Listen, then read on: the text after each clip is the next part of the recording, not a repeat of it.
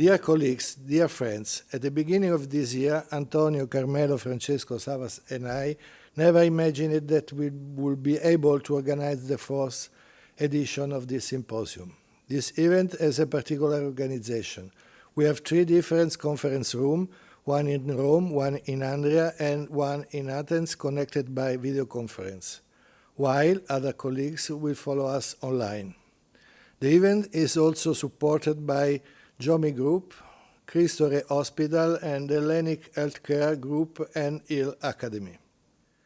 This afternoon, we start with a lecture of Professor Carmelo Scarpignato on colonic diverticular disease, where we have been and where we are going. And following, we will have the first sessions on epidemiology. Before the second session on clinical feature and medical approach to diverticular disease, we will have the pleasure to listen to the lecture of Francesco Di Mario on myths and evidence in diverticular disease at the time of COVID-19 outbreak.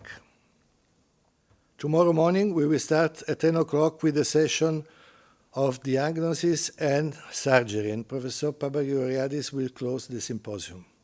This conference will be recorded on Twitter account International Diverticular Association, and will be possible to listen it in a few days. But what is International Diverticular Association? IDA is a new association that we hope will allow us to share scientific studies and organization of future congresses. To conclude, I want to thank the agency that support us in the organization of the conference, the sponsor, and all of you that with your contribution have given prestige on our initiative. Now I give the floor to Professor Scarpignato for his presentation.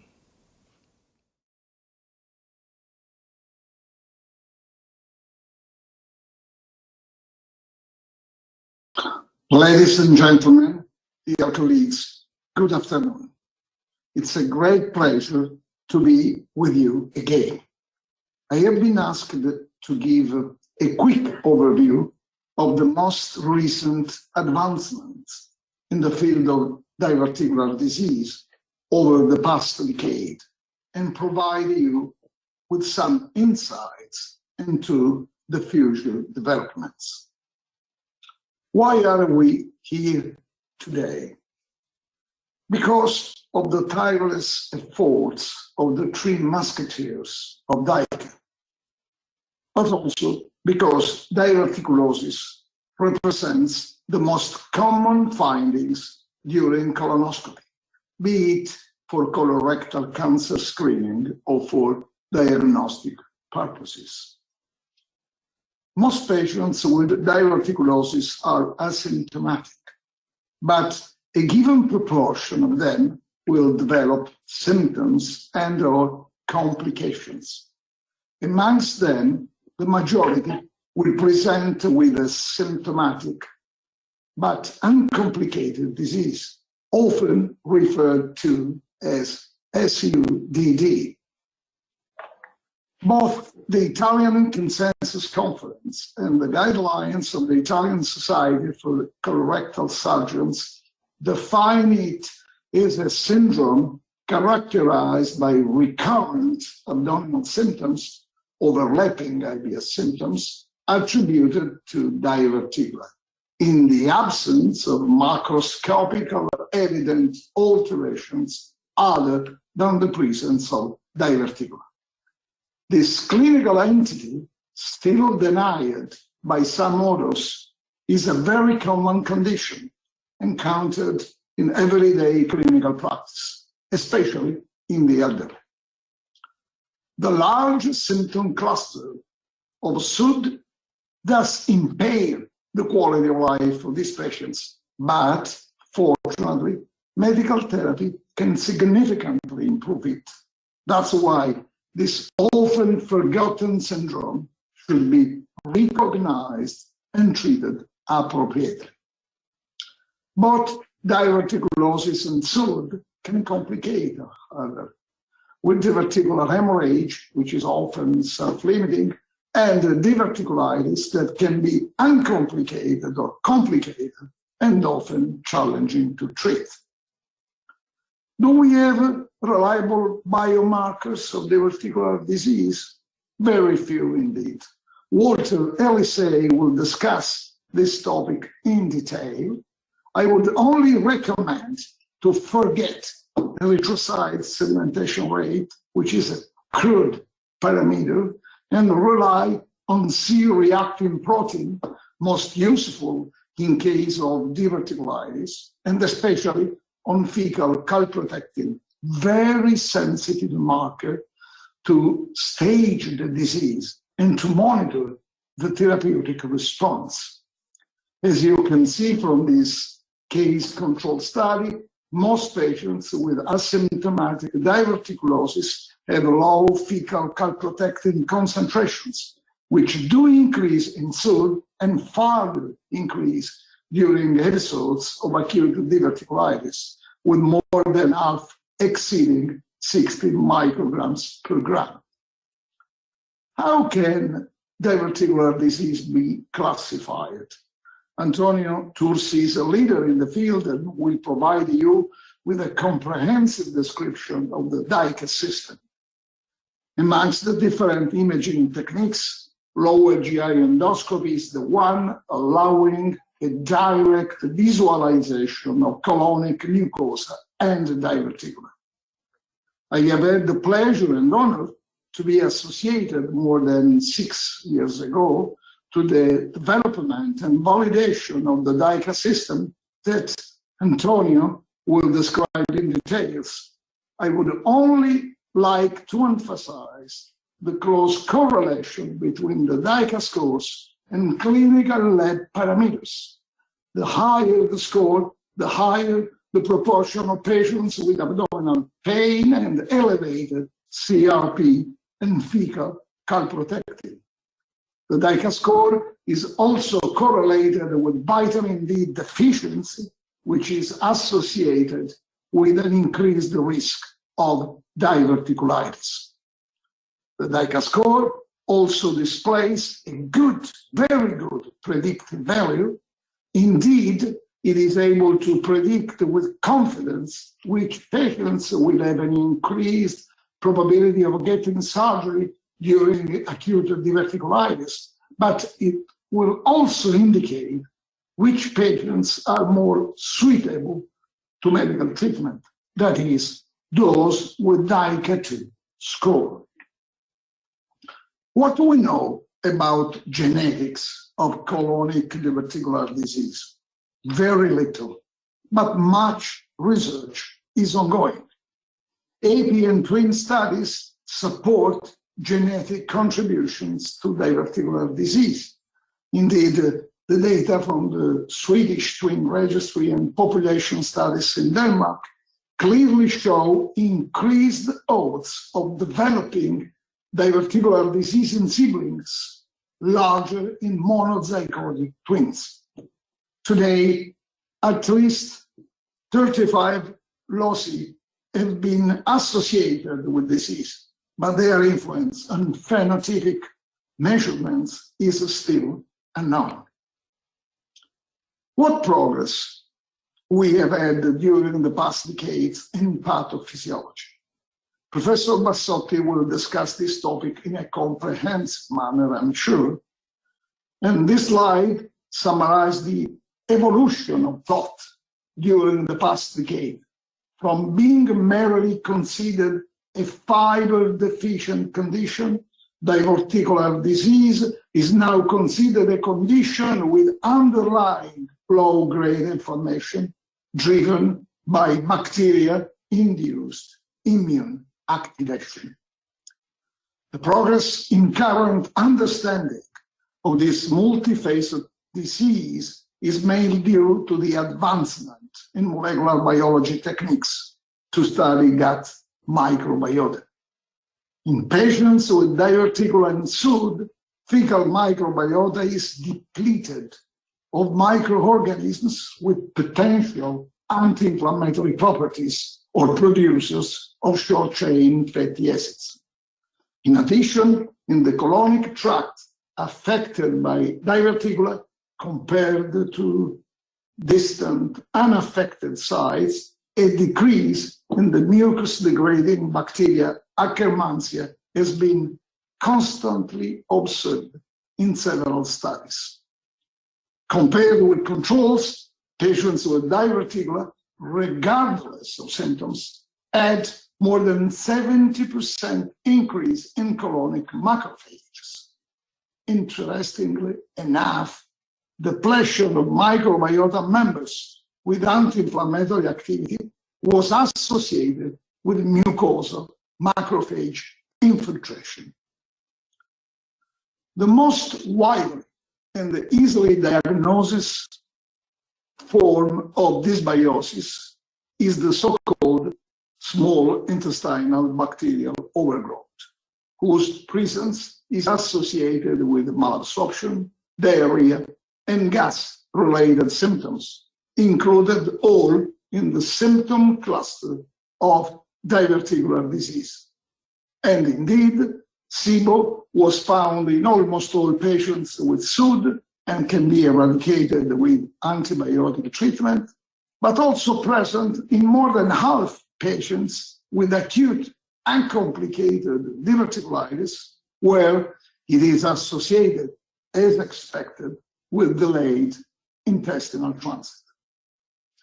Available studies concerning both fecal and mucosa-associated microbiota in diverticular disease do not, however, allow to draw definite conclusions because of drawbacks and limitations, leading to not always consistent results. Despite this, we can state that asymptomatic diverticulosis does not seem to be associated with significant changes in gut microbiome, while this is the case in SUD and acute diverticulitis. And these data are consistent with the idea that the microbiota could be involved in the progression from diverticulosis to SUD and diverticulitis, but not in the pathogenesis of diverticular. Can metabolomics be of further help? The answer is yes, but again, results from different studies are not consistent. Some metabolites, but we don't know which ones, may be considered biomarkers of the disease, and there will be useful diagnostic tools, hopefully in the near future. How specific is the symptom pattern in diverticular disease? This challenging question will be answered by an experienced physician like Giovanni Brandimart.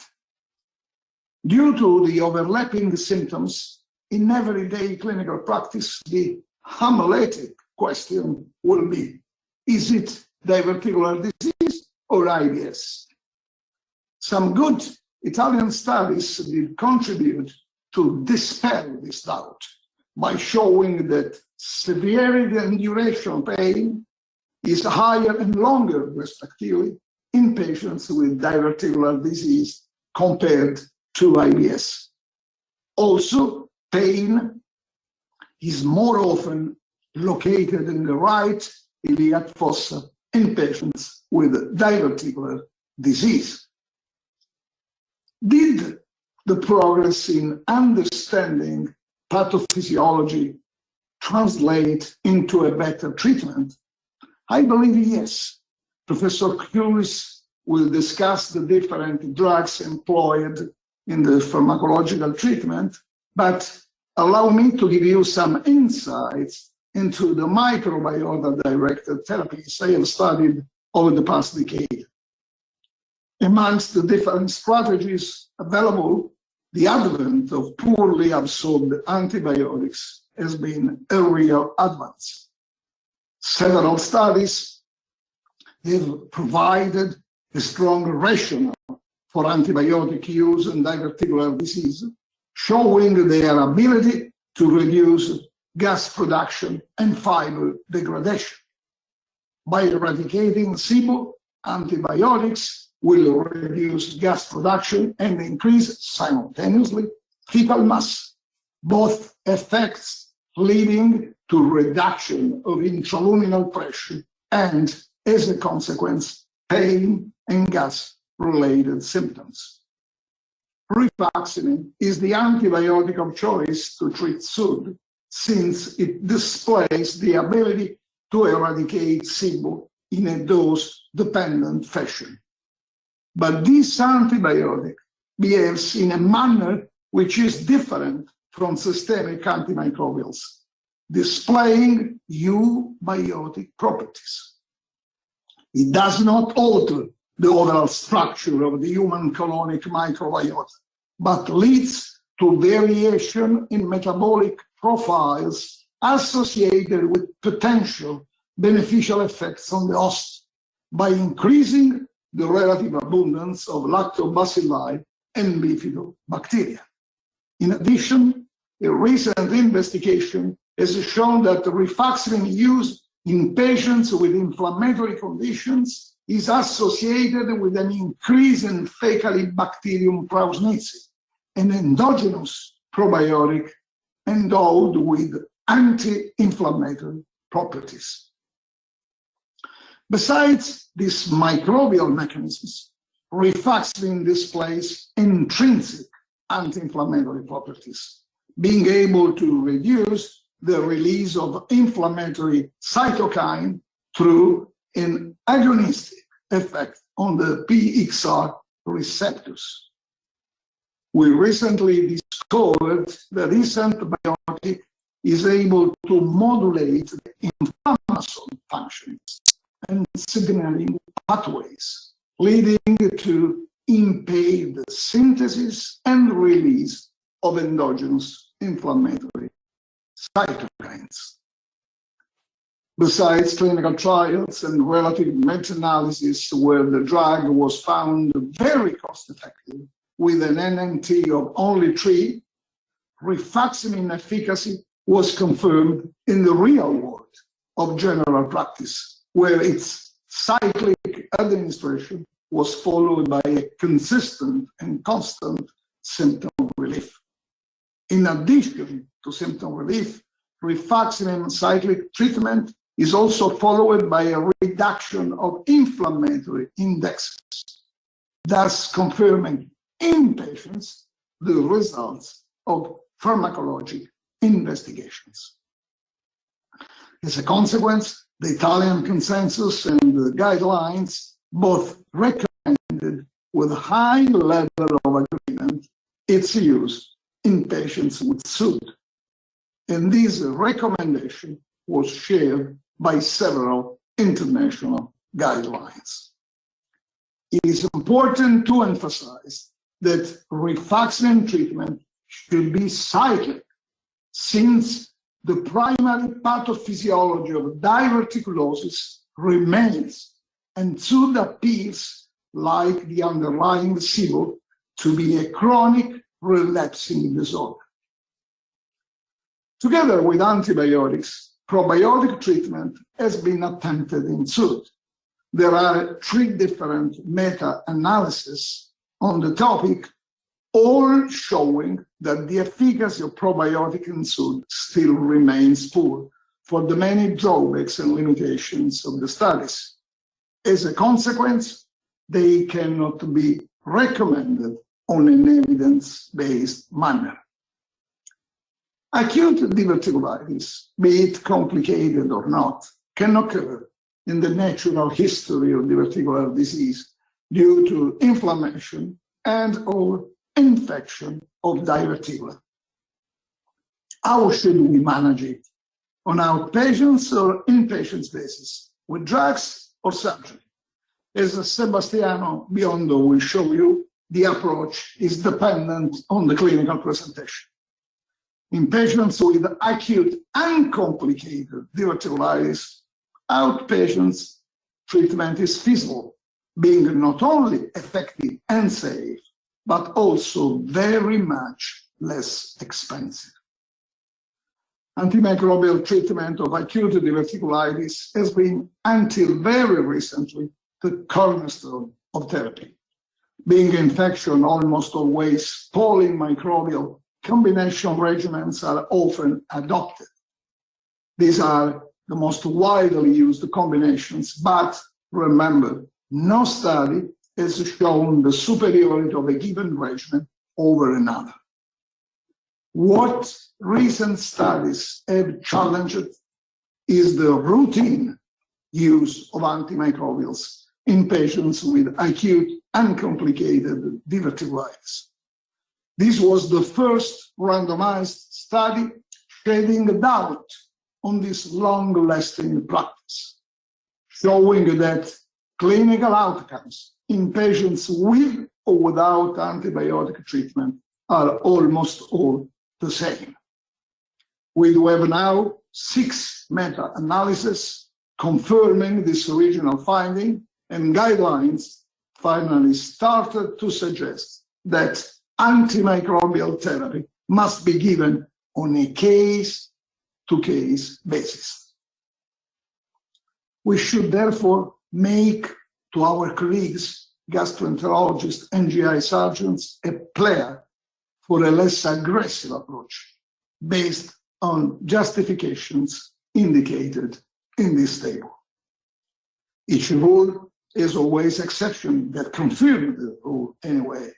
Patients with high risk, elevated inflammatory indexes and fever, as well as comorbid conditions, should be hospitalized and treated with antimicrobials intravenously. Complicated diverticulitis will inevitably be managed by surgeons, either for surgical intervention or percutaneous drainage. A challenging question remains, and Mauro Bafutto will give us his thoughts, how to deal with post-diverticulitis patients. The question arises since after an episode of diverticulitis, in a large proportion of patients, abdominal pain and bowel disturbances will persist. These symptoms and patients' perception especially will inevitably impair the quality of life. After an episode of acute diverticulitis, patients will have almost 5 times more chance to develop IBS-like symptoms, a condition that has been called post-diverticulitis IBS in a way similar to post-infectious IBS. Here again, dysbiosis has a predominant role. Indeed, infection-associated shift in microbial community will result in shifts in bile acid composition and cytokine and immune milieu changes, which can affect epithelial and neuromuscular function and therefore further perpetuate dysbiosis. That's why further episodes of diverticulitis must be prevented. Data from an observational study and the pilot clinical trials suggest that rifaximin can be effective in this setting, but further studies are needed to confirm these data. Antonio Tursi showed many years ago that the anti-inflammatory activity of mesalazine can synergize with the pharmacological properties of rifaximin, significantly reducing the rate of recurrence. And this synergy appears to be connected with a more marked decrease of inflammatory indexes. So, with this knowledge at hand, where should we go? What's next? The relationship between genes and the mechanisms underlying disease pathophysiology should be explored. And this is to better understand the development of the natural history of colonic diverticular disease. We need to define better prognostic factors to allow an optimal management of diverticular disease and to predict the main complication of the disease, namely acute diverticulitis. The DICA classification needs to be widely adopted. Endoscopists should speak the same language. Only in that way, the system could be an important tool for providing a personalized approach in patients with diverticular disease. We need to improve our diagnostic skills to be able making a correct differential diagnosis between the true IBS patients and those with diverticulosis and IBS-like symptoms.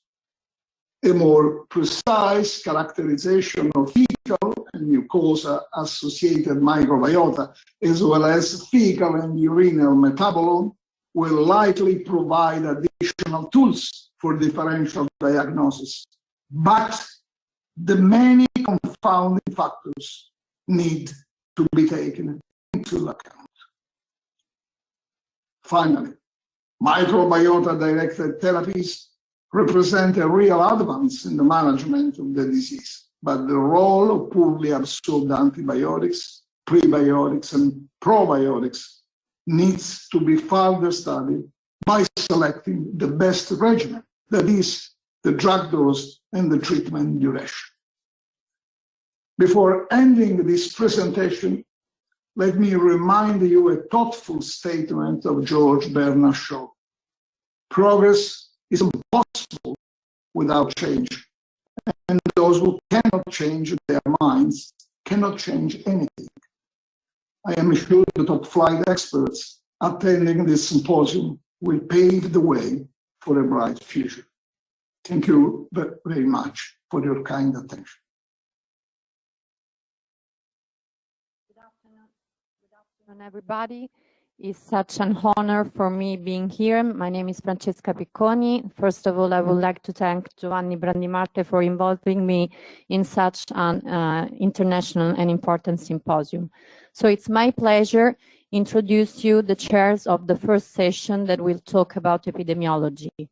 This session will be guided by Professor Dumitrascu from the University of Cluj in Romania, and from Professor Scarpignato from the Department of Health Science of the United Campus of Malta. So I will pass the floor to the chairs that will explain you the part of the session. Thank you. Good afternoon. I am so happy to have been invited by my numerous Italian friends to your meeting with international participation. And it's not only once that we also in Romania have accommodated meetings on diverticular disease during the Italian-Romanian or Romanian-Italian gastroenterological meetings. Now I have the pleasure to chair together with Professor Scarpignato, who just finished an impressive lecture, as usually always are his lectures. And this first session is dedicated to epidemiology. And as what we say, Western and Eastern data on diverticular disease might be different, we shall start with data from Asia. And it is my pleasure to invite Professor Atsushi Nakajima, a distinguished Japanese colleague. His talk would be on epidemiology of diverticular disease in Eastward. Please, Professor Nakajima. Thank you very much. I'd like to thank you for inviting me to such a wonderful meeting. I am probably the only one candidate from Asia, and I hope that my presentation will help the specialists to understand the epidemiology of diverticulosis in Asia. So, okay, please start my video presentation.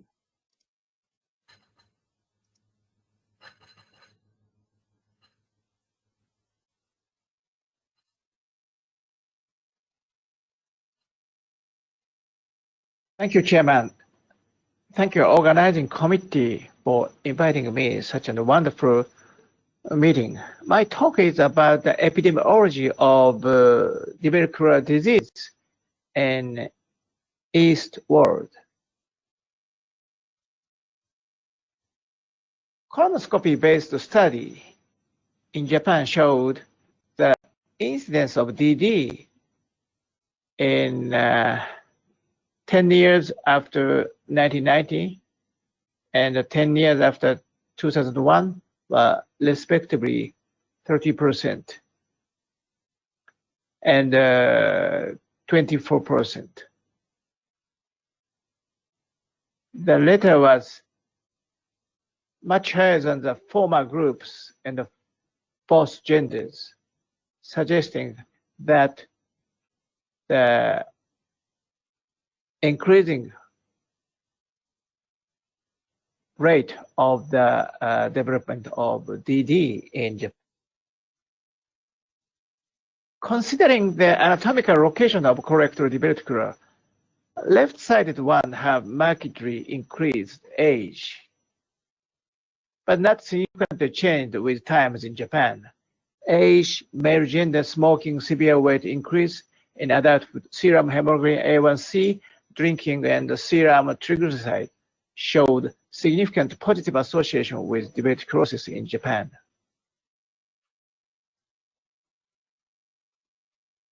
Prevalence and characteristics of DD in Singapore. As you can see here, left panel, prevalence of chronic diverticulosis has been increased in 9% in 10 years. And in an anatomical location of DD, the right-sided diverticulosis is predominant compared to the left-sided and bilateral one. At this time, we strongly mention that the most important feature of diverticulosis in Asian countries is that it is predominant in the right-sided column. The prevalence of DD in Singapore has progressively increased over the last decade and is associated with older age, higher BMI, and abdominal pain. As you can see here in this table, DD cases shows the higher age, male gender, and ethnically high Chinese people, and higher BMI, and higher chronic polyps has been demonstrated.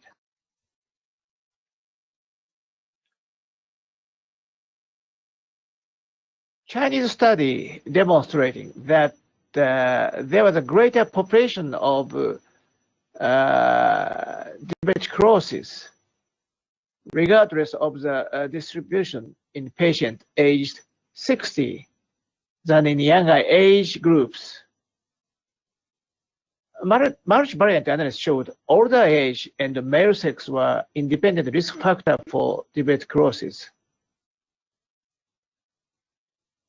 As you can see here, right-sided DD has been shown predominant as well.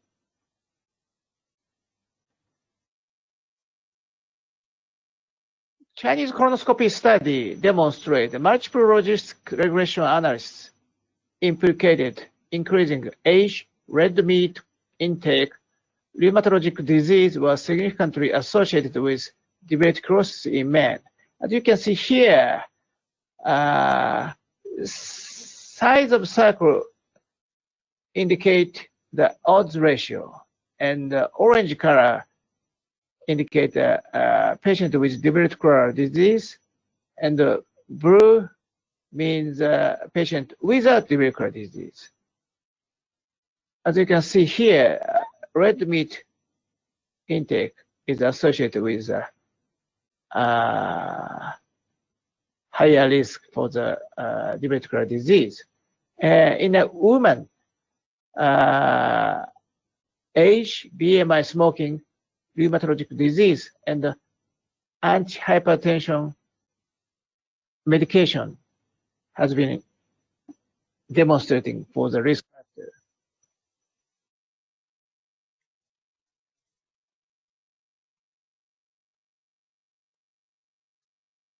This table shows the pathophysiological mechanism of diverticulosis incidence, occurrence from the paper written by the Professor Antonio Trussi.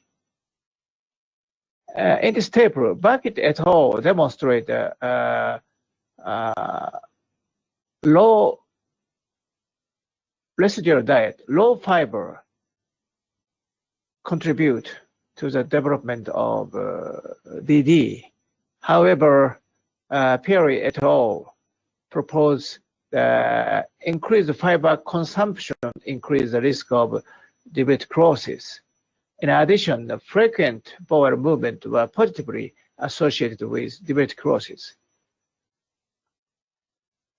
Our group, Yamada et al., also reported the presence of constipation was associated with a significantly reduced likelihood of diverticular. And Brown-Schmidt et al. Also reported the median constipation score in patients with diverticular disease was 3 and comparable to patients without diverticular. So the pathophysiology underlying the incidence of diverticulosis is now controversial. Our Japanese study shows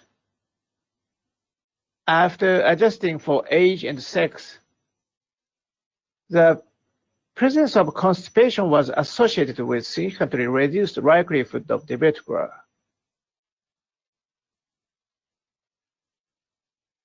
Especially significantly decreased likelihood to left-sided, but not right-sided and the bilateral one. Patients with constipation were associated with significantly decreased likelihood of especially left-sided, but not right-sided or bilateral diverticulosis,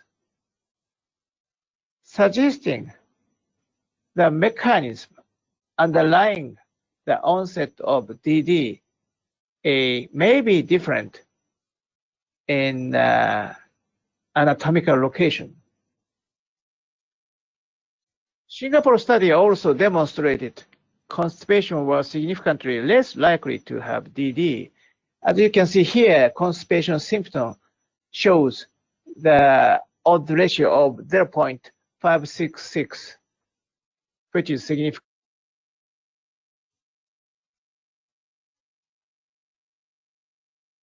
Our Japanese study shows left-sided and pan-DD, but not right-sided DD was associated with IBS. As you can see here, the presence of left-sided DD and bilateral-sided DD was both associated with higher risk of IBS. Right-sided DD, which is predominant in Japan, showed no relationship with IBS.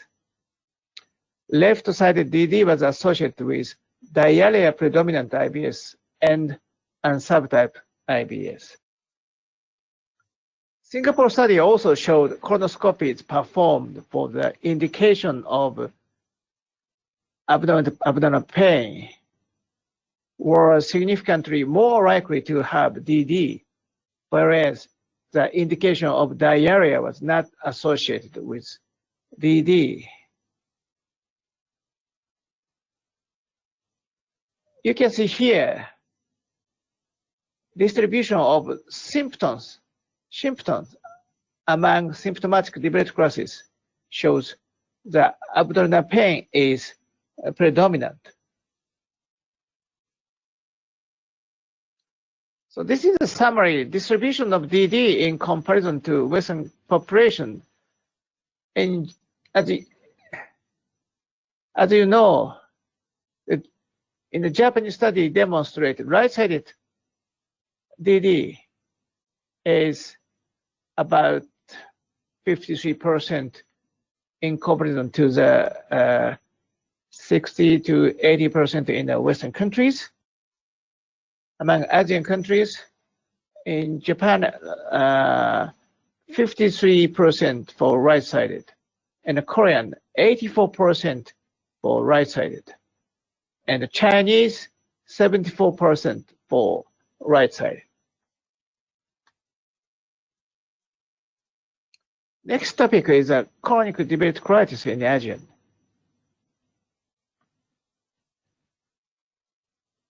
There are differences in the clinical feature of chronic diverticulitis in Asian and Western countries. One of the most striking discrepancy in the location of diverticulitis is the colon. While chronic diverticulitis on the left side of the colon is predominant in Western countries, right-sided one is dominant in Asia. Japanese multi-center study shows diverticulitis more frequently affected the right colon, 70%. But diverticulitis of the left colon was significantly more frequent, 61% in elderly patients. Complications were more frequent in elderly men with left-sided diverticulitis. As you can see here, another Japanese study reveals that the ratio of left-sided to right-sided diverticulitis was found to have increased over the past decade. Left-sided patients were older, and their incidence of complication was higher in comparison to the right-sided patients, suggesting that the percentage of the left-sided diverticulitis is small, but the clinical important.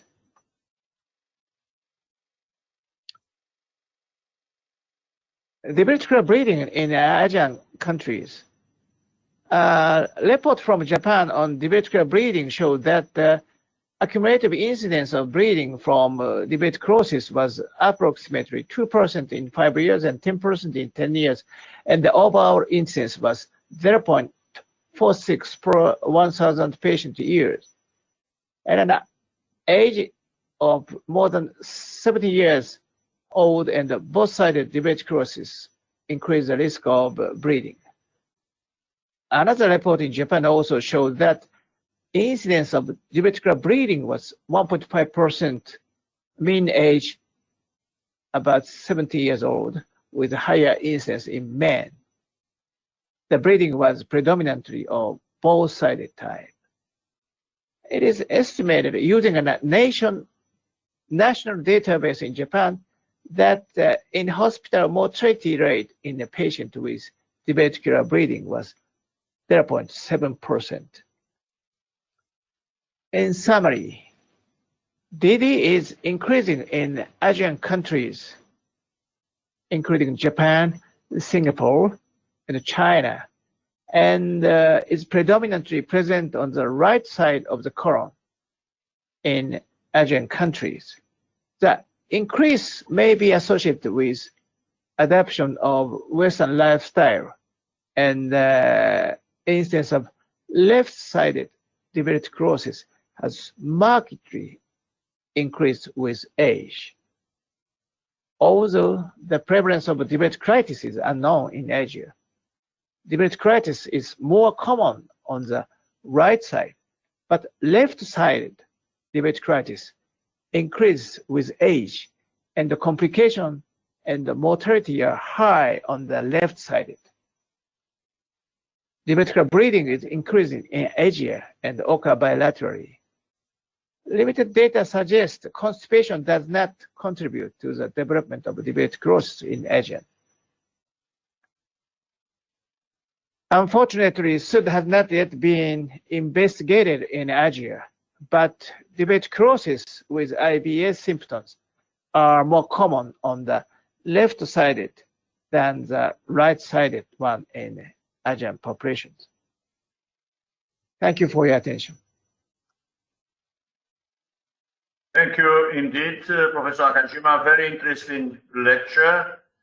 But I would ask the audience to address your questions at the end of the session when quarter of hour is allowed for discussions and questions. I myself have a question for you, and I will invite my co-chairman to present the next speaker. You're right. Thank you. I think it's now time to learn what happens on the other side of the planet and ask Alfredo Papa to discuss the epidemiology in the Western world. Please, Dr. Papa. Thank you. Good afternoon. It's for me a great pleasure to participate at this Congress and to see many colleagues and friends, even if at a distance. And I hope to see all of you in person as soon as possible. I would like to thank the organizer of the Congress for inviting me. And now we can start with my presentation and see you later for the discussion. Thank you. This presentation, I will try to summarize the most recent data regarding the burden of diverticular disease on healthcare resources, the prevalence of diverticulosis, and the risk of developing diverticulitis in subjects with diverticulosis or with the symptomatic and complicated diverticular disease. And in addition, I briefly speak about the most important environmental risk factors for diverticulosis and for diverticular disease, including diverticulosis. Diverticular disease and its complication represent a burden for the healthcare systems all over the world.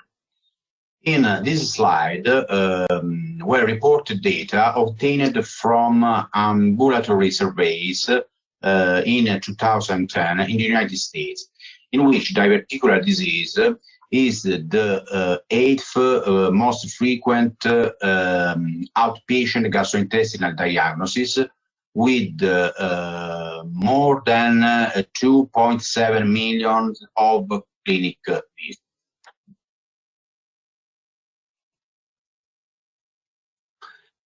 In addition, in 2012, nationwide inpatient sample reported that diverticulitis without hemorrhage admissions were more than 200,000. with an increase of 21% when compared to 2003 data, with an aggregate cost of $2.2 billion of US dollar.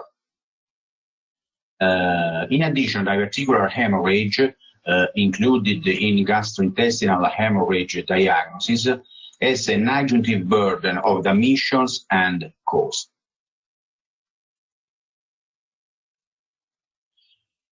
Diverticular disease represented the 17th cause of death from digestive disease in the United States, with a crude rate of 0.9% per 100,000 inhabitants. Moving to European data, in this slide is reported an estimation of a burden of diverticular disease on healthcare systems. We can observe that about 1/3 of European population, i.e. more than 100 million people, have diverticular, and the annual rate of hospital admission for diverticular disease is nearly 800,000 admissions.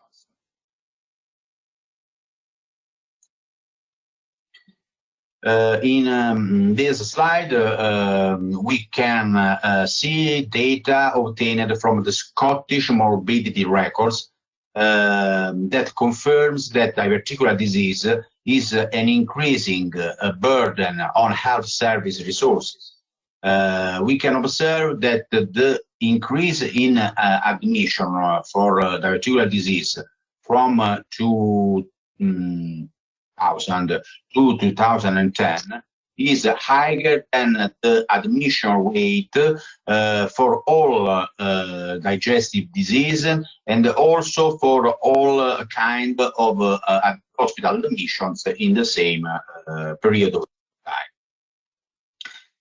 time. The actual prevalence of colonic diverticulosis, however, is very difficult to assess because most subjects with diverticular are asymptomatic. However, there are several epidemiological studies which reported remarkable variation of prevalence rates and also predominant location of diverticula depending on ethnicity. Nowadays, it is generally accepted that diverticula in Western countries are predominantly located in the left colon, and the prevalence of diverticulosis is higher in Western countries, Europe, North America, and Australia. On the other hand,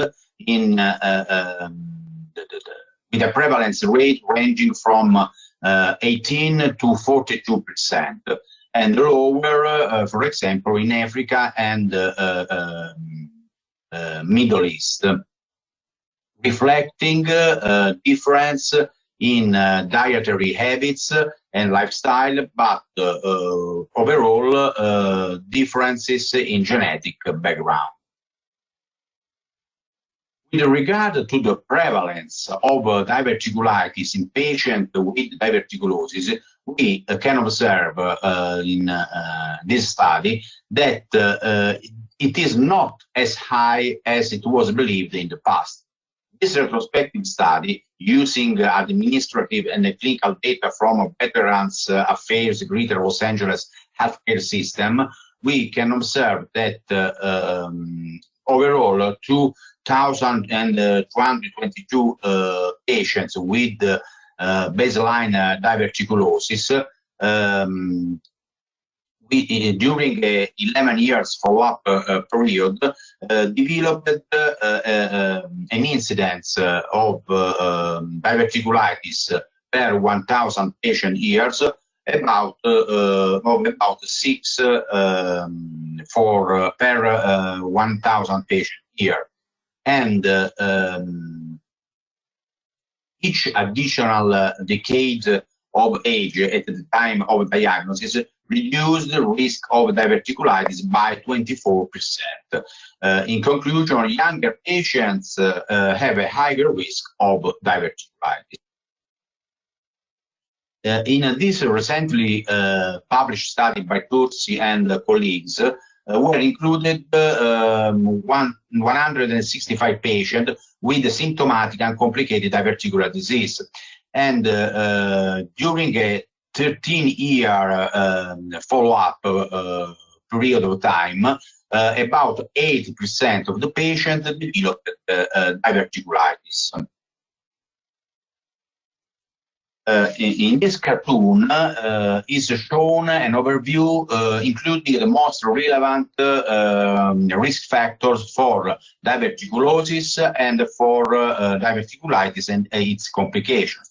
In particular, aging, obesity, use of aspirin and non-steroidal anti-inflammatory drugs, alcohol intake, and smoking were all associated with an increased risk of diverticulosis. Also, an increased consumption of red meat or a low increase or low intake of fiber and was resulted protective as also vegetarian diet or high levels of vitamin D. Also, for diverticulitis, aspirin and non-steroidal anti-inflammatory drugs, alcohol, obesity, and smoking were associated with an increased risk of diverticulitis and of diverticular bleeding or other complications. With respect to symptomatic diverticular disease, This slide reports data from the Oxford cohort of the European Prospective Investigation into Cancer and Nutrition, the so-called EPIC study from UK. This study found a protective effect of a fiber-rich diet on the onset of diverticular disease. Conversely, increased intake of red meat conferred a higher risk of diverticular disease. Also, the use of aspirin and non-steroidal anti-inflammatory drugs was associated with an increased risk of diverticulitis and of diverticular bleeding. This risk is particularly relevant when the use of a regular use of aspirin is associated with the use of non-steroidal anti-inflammatory drugs. Also, the higher serum levels of vitamin D are associated with a reduced risk of diverticulitis. Probably this is due to the fact that vitamin D is able to regulate intestinal proliferation, and also is important to maintain colonic homeostasis by modulating inflammation. Among patients with the higher quintiles of serum vitamin D, we observed a reduced risk of diverticulitis. And also a geographic and the seasonal variation was associated with the diverticulitis admissions and linked to the levels of, probably to the levels of vitamin D. In this study, we compared the non-elective diverticulitis hospitalization regarding the areas with more elevated ultraviolet rays and darkest areas. We can observe that compared to high UV area, low ultraviolet areas had a higher rate of diverticulitis, diverticular abscess, and colectomy. Because ultraviolet exposure largely determines vitamin D status, these findings support the role for vitamin D in the pathogenesis of diverticulitis. However, in addition to environmental risk factor, there is a very important contribution to genetic backgrounds to development of diverticular disease. Indeed, two recent twin studies calculated the heritability of diverticular disease. In the Swedish twin registry, genetic factors represent about 40% of contribution to the developing of diverticular disease. And in the second study, the Danish twin registry, the heritability was estimated to be about 53%. In conclusion, we can see that diverticular disease is a serious burden for healthcare systems all over the world, and mortality for complicated diverticular disease is still considerable. The risk of developing diverticulitis in subjects with diverticulosis is low, and there is also a substantial risk of developing diverticulitis also for patients with symptomatic and complicated diverticular disease. Risk factors for diverticulosis and for diverticular disease are not yet completely elucidated, and probably also genetic heritability is a very important question. Thus, well-designed large epidemiological studies are needed to address this lack of data. Thank you for your attention. Thank you very much, Professor Papa. That was a very comprehensive presentation, and I really like, let's say, to mix and compare your own data with those of Professor Nakajima, and I'm like to open the discussion. Are there questions to the speakers from the floor and the attendants?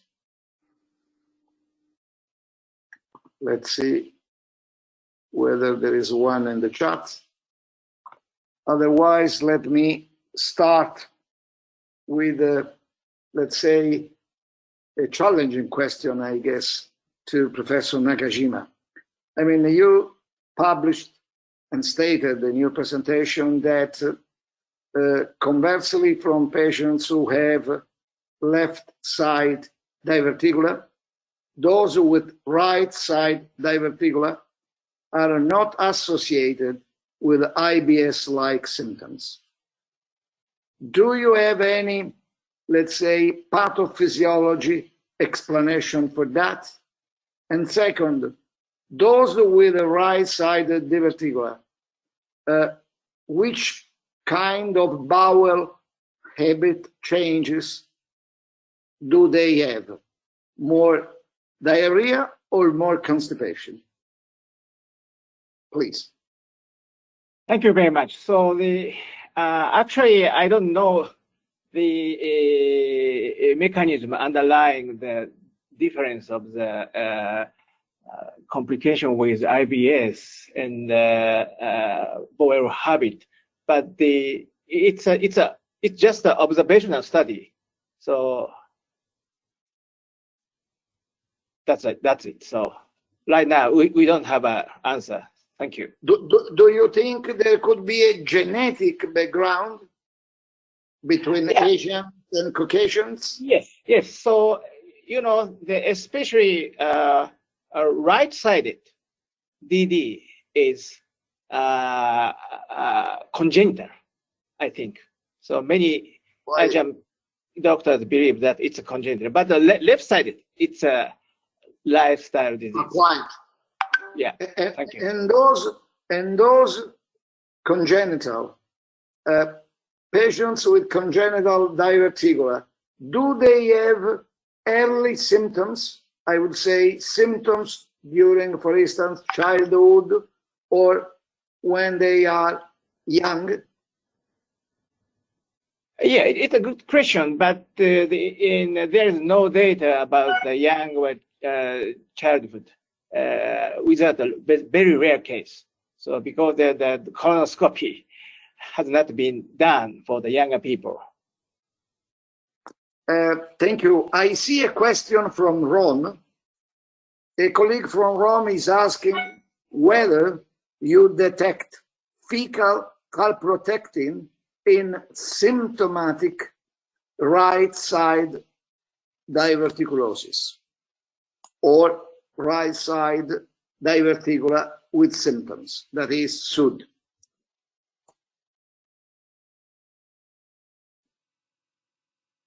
Professor Nakajima? Yes, well, as I mentioned, so, you know, I think your comment is, I think, right. But right now, in the Asian people, we don't have a data about the SUD. So we need a confirmation. Your hypothesis, yes. In Japan, SUD is still not a well-established syndrome. No investigated. So the concept, the most of the endoscopist or most of the GI physician does not know the concept of SUD, even does not know the name of SUD. That's a problem. So we have to investigate the incidence of SUD in Japan and the Asian population. That's a very important task for us. I also had a question. Sorry, Carmelo. No, please go on. I wanted to wait till this discussion moment, but it's good to take profit of this situation. I would ask both speakers because geographical differences between East and West diverticular disease are not explained. Do somebody publish data on what happened with Asian people emigrating to Europe or with Europeans emigrating to Asia? I do not think that we do have data like in the case of colon cancer.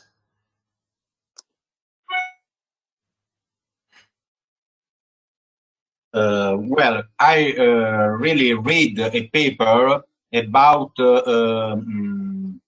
population from Africa that moved to United States, and after several years in the following generation, the incidence of diverticular disease, diverticulosis and diverticular disease increased in this population. So underline the rule of lifestyles and probably also foods. So in this kind, probably the rule of genetics was not so so high as it was believed. Professor Papa, despite the very rare, from time to time, also in Europe, we see patients with right-sided diverticular. I'm sure you have seen one or two, maybe, or no more in your life.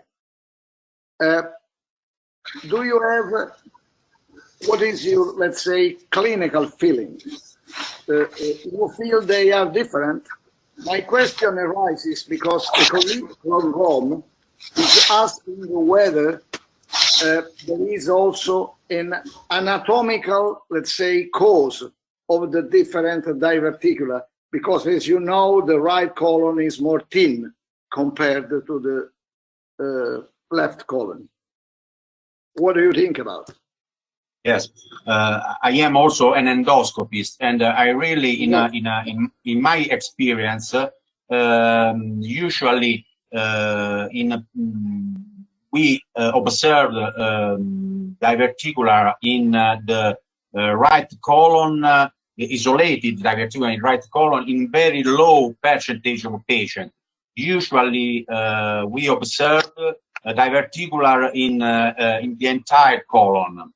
So it's very interesting what you say, because sometimes we observed in patients with extensive diverticular disease, the complication of a diverticular disease occurs in diverticular in the right colon, and more often than in the left colon. So probably anatomic differences are important, because patients with extensive diverticula probably have more complication in the right colon and not in the left colon. And when you mention complications, are you talking about diverticular hemorrhage or rather diverticulitis, or both? I mean overall diverticular perforation. Really, in Italy, but probably in Western countries, diverticular bleeding is not so high, or probably underdiagnosed when compared to the East.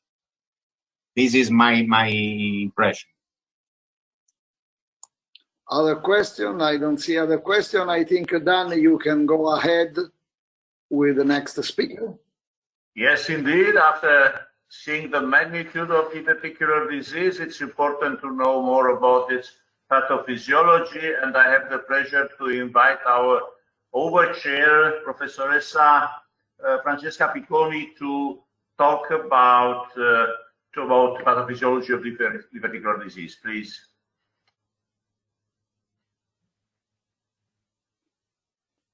Good afternoon, everybody. My name is Francesca Picconi, and I'm a gastroenterologist working in Rome at Aurelia Hospital.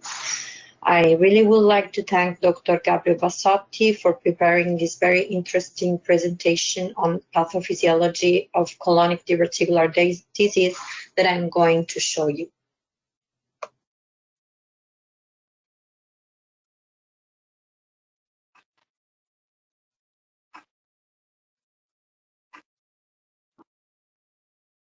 We all know that colonic diverticular disease is a multifactorial disease because it's caused by the interaction of several factors such as genetic predisposition, intrinsic anatomic features of the colon, the modifications of colonic wall that occurs with aging, dietary fibers, the increase of intraluminal pressures, and the neuromuscular dysfunction, both abnormal motility and abnormal perception.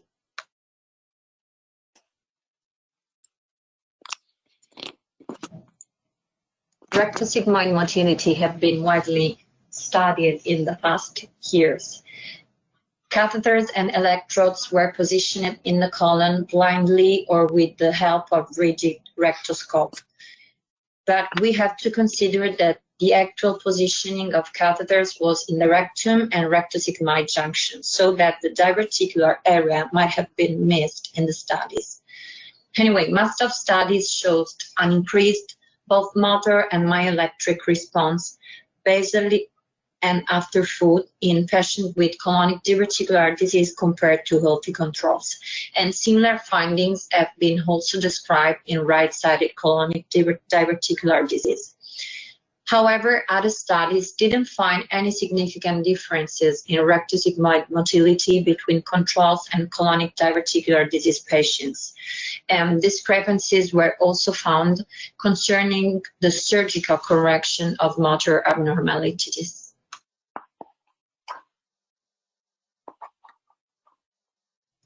So how can we justify the discrepancies between these studies?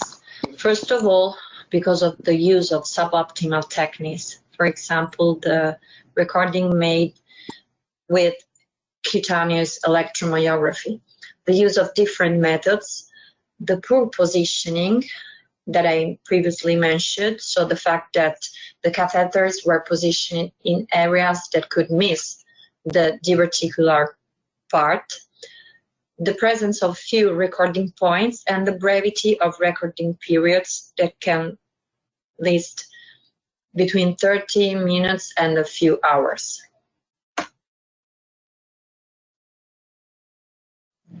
Most of the previously mentioned methods problem in studying colonic motility have been overcome by the chance of make registration of colonic motility lasting for 20 hours or more. These give us a lot of new information concerning the motor behavior of the large bowel. This very interesting study by Dr. Bassotti group aimed to investigate basal and postprandial colonic motility. In these studies, 26 patients were recruited, 10 were asymptomatic patients with colonic diverticular disease, and 16 were healthy controls.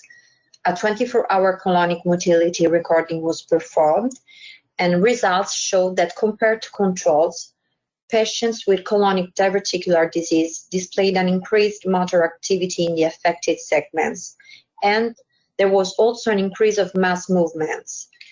And the 20% of these mass movements were abnormally propagated, basically were propagated in a retrograde fashion.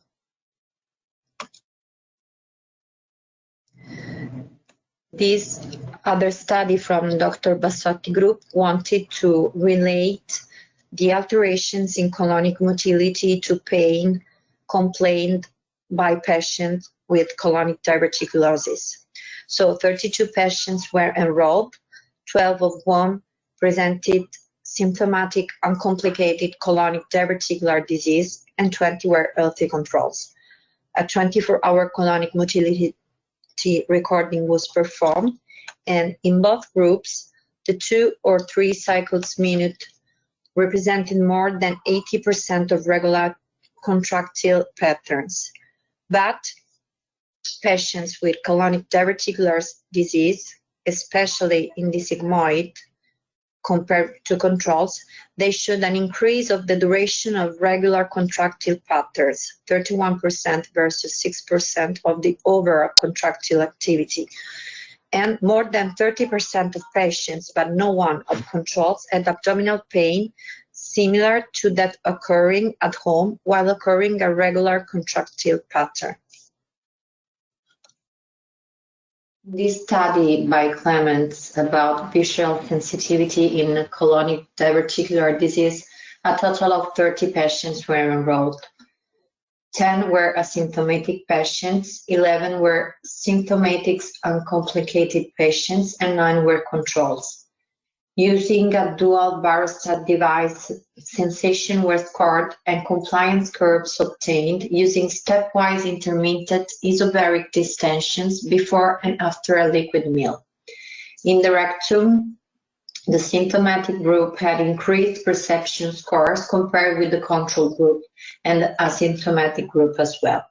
In the sigmoid colon, in the pre- and postprandial periods, the symptomatic group had increased perception scores compared with the control group, showing that symptomatic patient had higher visceral sensitivity. Other aim of the study was to assess the colonic response to eating by monitoring the volumes of both barostat bags at operating pressure before and after the meal. The colonic response to eating, measured as a decreasing in intrabag volume, was similar in all three groups, both in the rectum and sigmoid. Ingestion of the meal had no significant effect on compliance, confirming that the hyperperception of distent in the symptomatic group is not due to altered wall compliance. Also, neuropeptides are deeply involved in determining visceral hypersensitivity in symptomatic diverticular disease.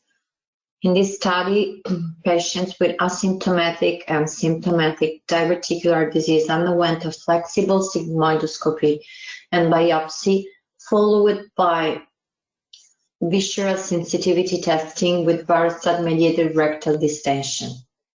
Inflammation and also neuropeptide expression were assessed. 13 asymptomatic and 12 symptomatic patients were recruited, and the symptomatic patients showed a lower first reported threshold to pain than asymptomatic patients. Symptomatic patients had a greater median relative expression of NK1 and TNF-alpha and RNA compared with asymptomatic patients. And lastly, there was also a significant correlation between barostat bus pain scores and the expression of neurokinin 1 and 2 receptors. So how we explain neuromuscular dysfunction in colonic diverticular disease?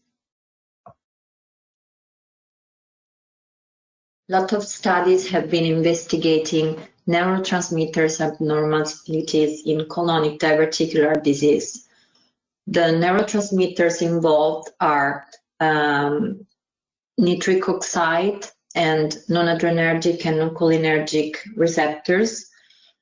Has been showed an increased BIP-ergic activity and an increased number of serotonin-containing cells. Also, in symptomatic colonic diverticular disease has been shown an increased colonic mucosal neuropeptides, and also serotonin receptor have been involved, and has been shown that serotonin receptor mRNA expression is downregulated in tunica muscularis and upregulated in the mucosa of diverticular disease patients. Patients with diverticulosis shows changes in excitatory neuromuscular transmission. And this study demonstrated that the greater response to cholinergic and tachynergic agonist and the greater potency for muscarinic and NK2 agonist in diverticulosis might play a role in the spasticity found in the diverticular disease. Going through the discovery of why there is a neuromuscular dysfunction in colonic diverticular disease, a few recent studies carried out with immunohistochemistry techniques have consistently shown enteric nervous systems abnormalities characterized by decrease of interstitial caudal cells that are a sort of gastrointestinal pacemaker, as well as enteric glial cells. Also, colonic mast cells play a role in neuromuscular dysfunction in patients with diverticular disease. Gut mast cells represent an important cell population involved in intestinal homeostasis and inflammatory processes. And this study I'm showing you aimed to evaluate colonic mast cells in patients undergoing surgery for diverticular disease, so complicated diverticular disease. Compared with controls, the number of mast cells in diverticular patients was significantly increased, confirming that patients with diverticular disease display an increase of mast cells in the large bowel, and the presence of myenteric plexitis in those with complicated severe disease suggested also that this could represent a histopathologic marker of more aggressive disease. Keeping on investigating the causes of neuromuscular dysfunction in colonic diverticular disease, some studies focused on nerve fiber overgrowth. In particular, this study enrolled controls, patients with diverticulosis and with symptomatic uncomplicated diverticular disease. Mucosal biopsies were obtained close to diverticular and in normal mucosa, the so-called distant site, that corresponding to sigmoid and descending colon in the controls group. And quantitative immunohistochemistry was used to assess mast cells, T cells, macrophage, nerve fiber, and neuronal overgrowth. Conclusions showed that patients with diverticular are characterized by increased macrophage counts, while nerve fiber sprouting is increased only in the diverticular region of patient symptomatic, suggesting a role in symptom generation. Although electrophysiological studies on smooth muscle cells have investigated colonic motor dysfunction, scarce attention has been paid to their molecular abnormalities, and data on smooth muscle cells in diverticular disease are lacking. These studies demonstrate for the very first time that an altered pattern of factors involved in smooth muscle cells contractility is present at the level of the tunica muscularis in diverticular disease patients. At the end, let's talk about the genetic factors involved in diverticular disease. In this very important study published on gut, authors discovered 48 risk loci, of which 12 are novel, with genome-wide significance and consistent alteration in the replication sample. So, in silico analysis, point to diverticulosis primarily as a disorder of intestinal neuromuscular function and of impaired connective fiber support, while an additional diverticulitis risk might be conferred by epithelial dysfunction. In conclusion, we can assert that colonic diverticular disease frequently displays neuromuscular dysfunctions, and these dysfunctions are both colonic motility and visceral sensation. Anatomical, neurochemical, and enteric abnormalities all play a role in this setting. Thanks for your attention. Yeah, thank you, Dr. Picconi, great lecture, and thank you also to our friend Gabro Bassotti for providing you beautiful slides from his well-known studies. Carmelo, shall we let this lecture now for discussions, or we let it at the end? How is it like in the program? I think we can ask Professor Regula first, and then because there could be some overlapping questions to both talks. So please, Professor Regula, talk about diverticular disease and colon cancer, evidence, pros and cons. Good afternoon. I would like to thank for inviting me to the virtual Rome. I would like to greet all my friends there. We discussed diverticular disease for many years so now, and I hope we'll meet in real Rome next time. So the lecture on colorectal cancer and diverticular disease. Here it is.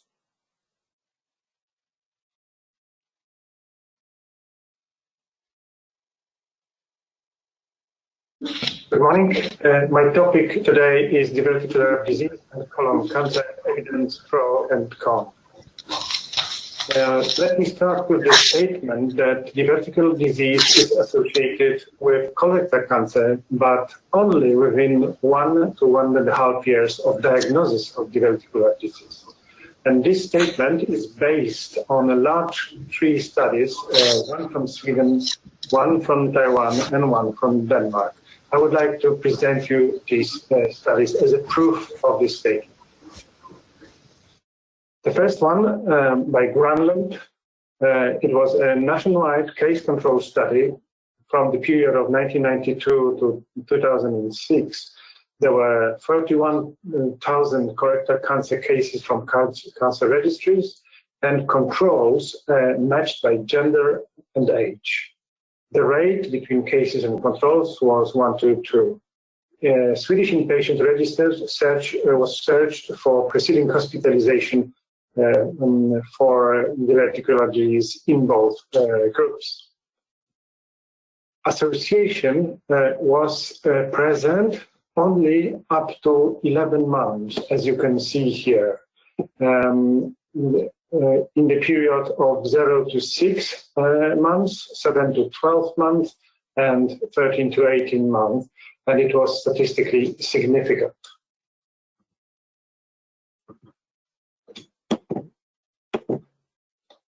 When we looked also at the different periods of diagnosis, it also occurred in 3 different periods of time, so it applied to all periods of time.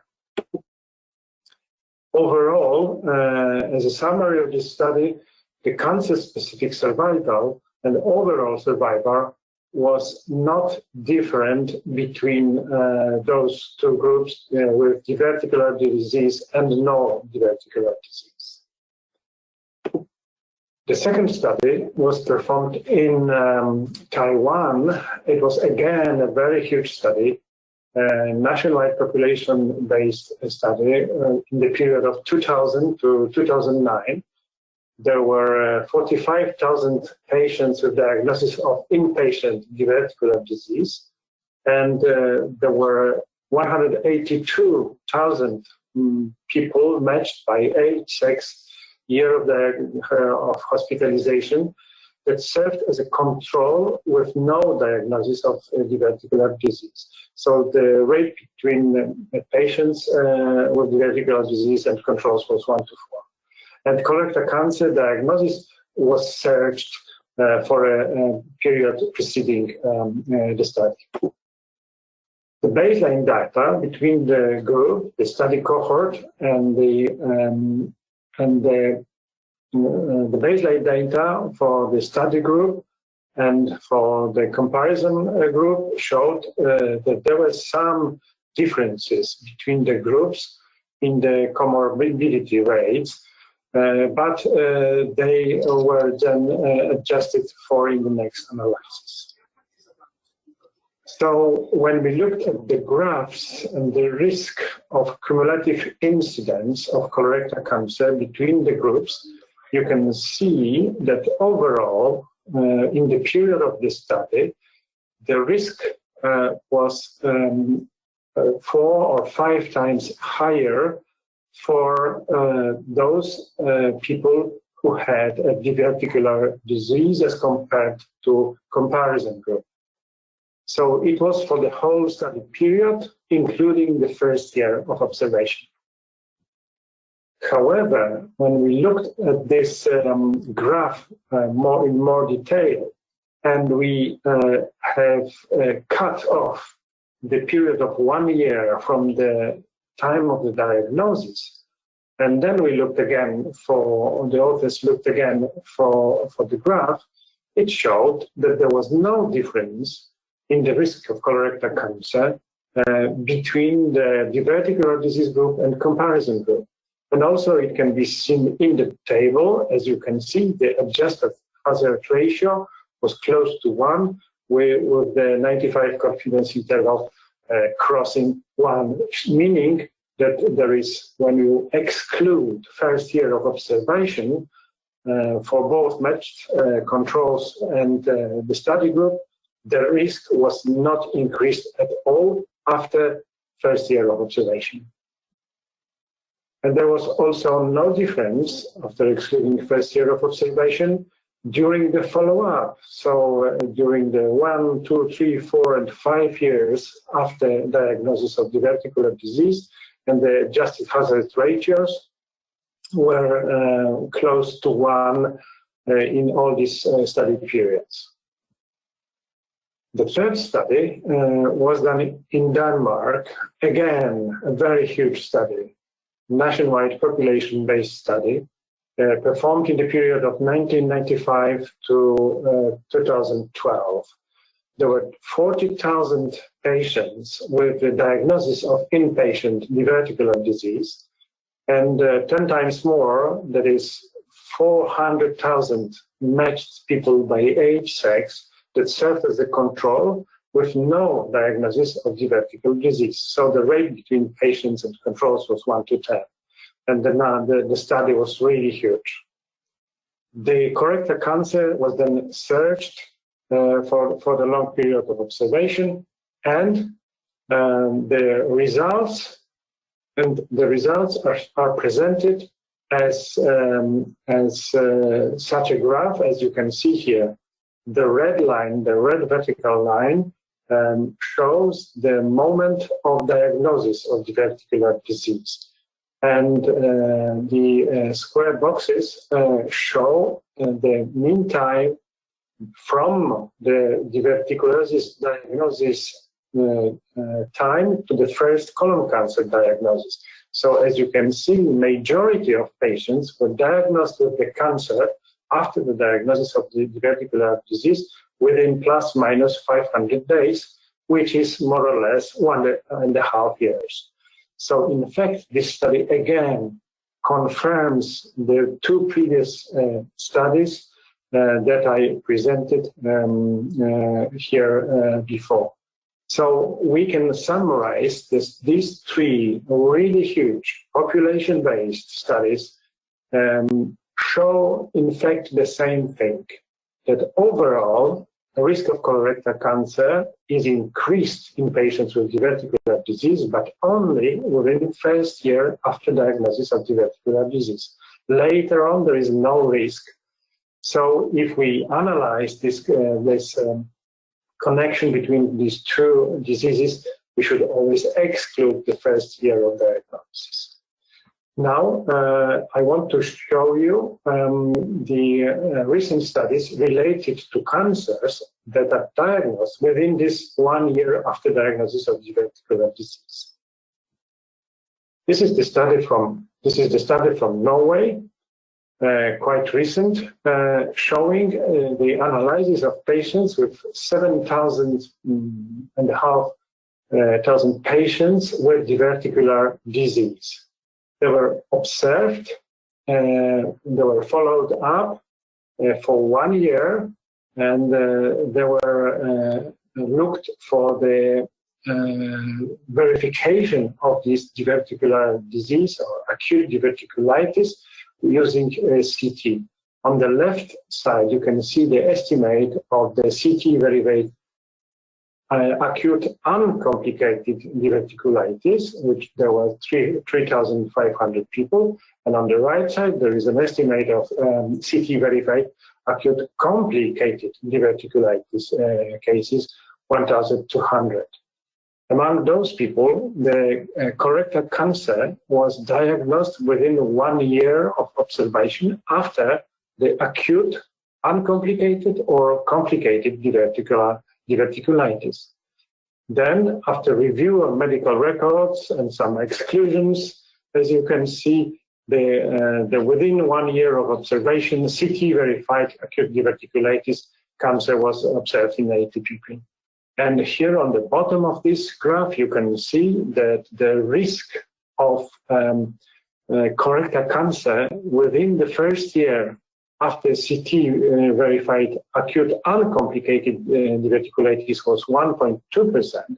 But in those with acute complicated diverticulitis, this rate was 3 times higher, 3.2%.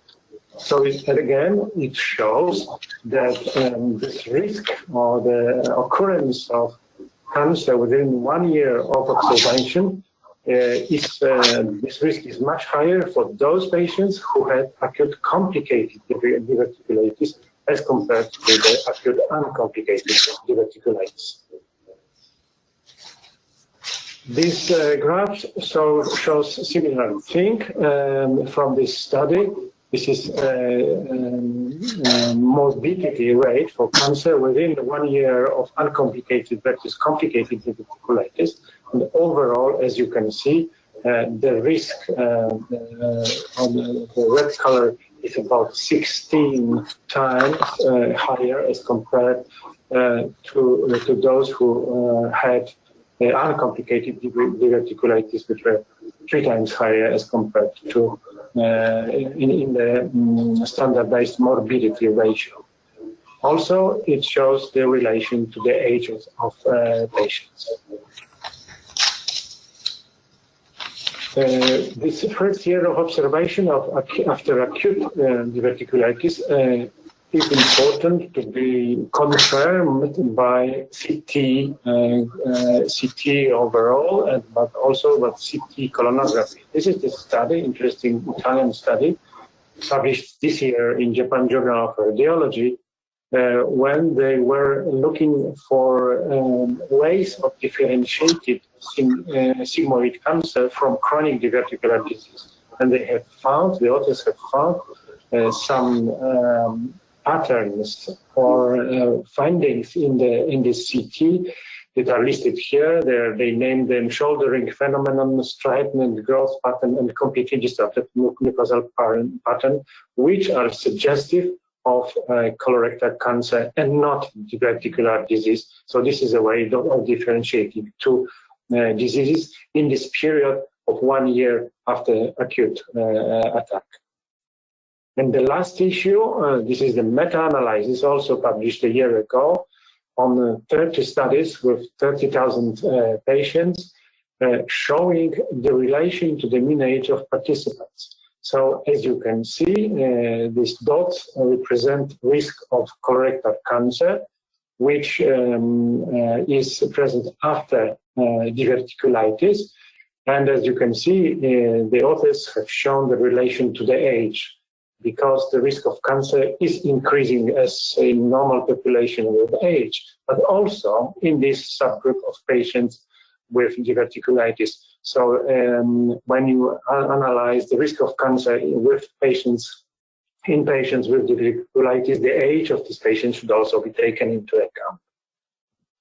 So in summary, I would like to say that within the first year of diagnosis of diverticular disease, the association with cancer is strong, but this is most probably due to difficulties with differential diagnosis and misclassifications and shared symptoms between cancer and diverticular disease.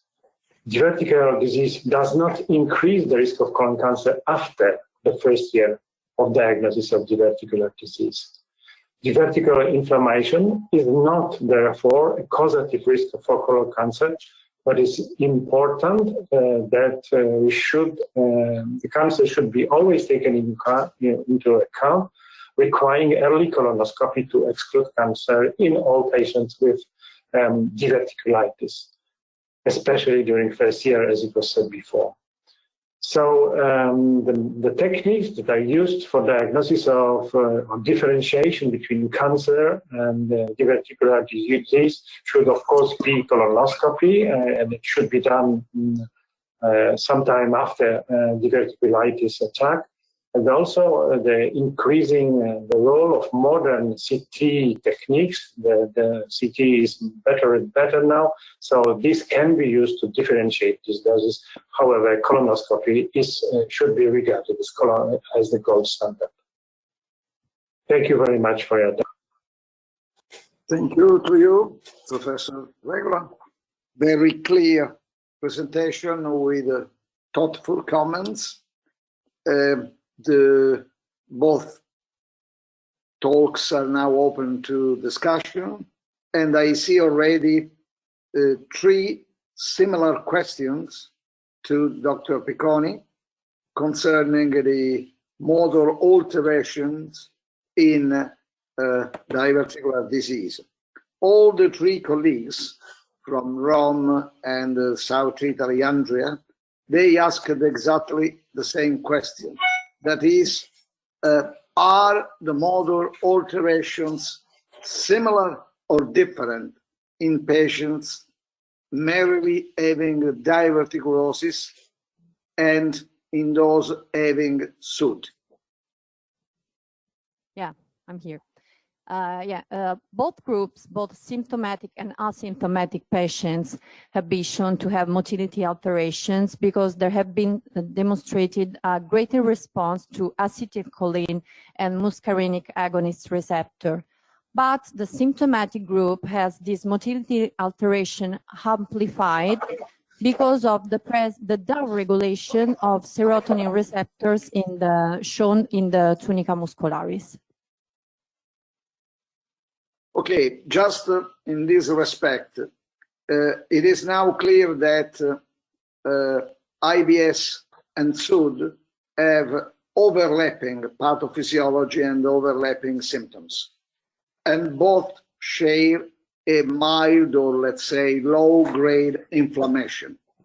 But while in the SUD there is an increase in macrophage infiltration, in IBS, there is much more mast cell infiltration. Does this difference explain the different behavior of fecal calprotectin, which is usually slightly increased in SUD, and of course much more in diverticulitis, whereas is almost always normal in IBS? That could help our differential diagnostic skills. That's why there's an alteration of calprotectin levels. Okay. Professor Regula, a question for you. Don't you think that the risk of colorectal cancer is more linked to advanced age rather than to diverticular disease itself? Well, I think the risk is increased by age. It's clearly well known, and there is a strong association between age and the risk of colorectal cancer. The main problem is that we should say that colon cancer is not caused by diverticular disease, but we have diagnostic or differential diagnosis problems during the early phase after attack. So that's why there is because diverticulitis also is related to the age. So I think both diseases have similar features. So they are all depend on the age. So I cannot say exactly what is more important, age or diverticular disease, but they are just related to each other. And the differential diagnosis should be remembered to be done early after first attack and to exclude cancer, not to think it's diverticular disease and then to be surprised by the diagnosis of cancer. So it should be done within 1 year and optimally 3 months to 6 months after the attack. And do you suggest a more frequent or more close colorectal cancer screening colonoscopy in patients with diverticular disease compared to those without diverticular? No, yeah, if they just have the diverticular disease, they should have a colonoscopy because of that. And everyone after 50 should have screening. There is no need for increasing the frequency. There is no need for changing the rules. And if there is a diverticulitis in the earlier age, then again colonoscopy should be done because of that, and it has no influence on screening in screening patterns. That's a very clear message. The screening rules must remain the same. Yeah. Dan? Yeah, I also have for Jaroslav a rhetoric question. Given the fact that most colorectal cancers are found after a few months following an acute episode of diverticulitis, surely not introduce in our guidelines the requirement to chase possible colorectal cancers after an episode of acute diverticulitis? Or have you seen repeated cancer, metachronic cancers in people who have recurrent episodes of diverticulitis? Are there data on this? First part of the question is that there are already guidelines, especially in United States. There is clearly stated that in all people with diverticular disease, the colonoscopy should be done within the first year of diagnosis. There is no such good study related to your second part of the question, if the repeated attack of diverticulitis increase the risk, but I think that all those studies that I presented there were based on the first attack, but also they included observation when the attacks were repeating of diverticulitis. So exactly, I don't know the answer to your question, but I guess it's the same already. If you have a diverticular disease, this is just the risk factor of having the cancer shortly after diagnosis. So if there are no, and I don't see any other question, I have to thank all the speakers who provided us with very deep insights in their own topic, increasing our knowledge, and I am sure the key messages have been very well received by the audience. I also thank Professor Dumitrasco for sharing with me this session, and leave the floor to the next chairpersons. Good afternoon.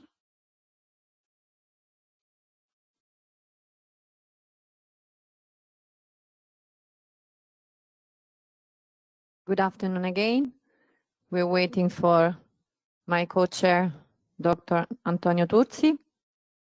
Okay, well, again, thank you very much, dear colleagues. Good afternoon.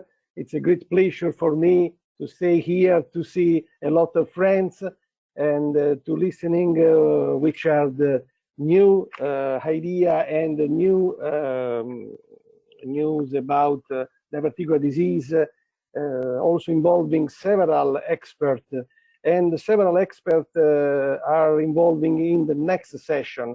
In the next session, we will talk about the symptomatic and complicated diverticular disease, about its role from a diagnostic point of view and its treatment. And we also discuss about acute diverticulitis and the current therapeutic option about acute diverticulitis. And finally, we will talk about a specific subtypes of patients having diverticular, but having also some signs of inflammation not clearly linked to the diverticulitis or diverticular disease in general.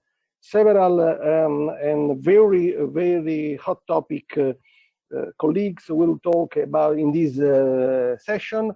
Professor Brandimarte from Rome, Professor Cruz from Cologne, Professor Biondo from Barcelona, Professor Bafuto from Goiânia, and finally Dr. Lahat from Israel. And first of all, let me introduce the lecture from our friends Francesco Di Mario, who is a great expert and very excellent expert in diverticular disease that will deliver its lecture on the myths and evidence in diverticular disease at the time of the COVID-19 outbreak. Please start.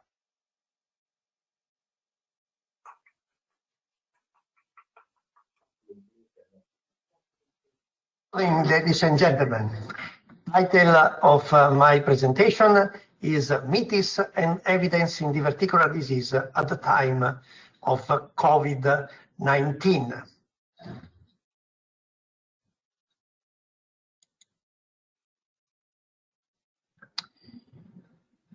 The slide summarizes the agenda of my presentation.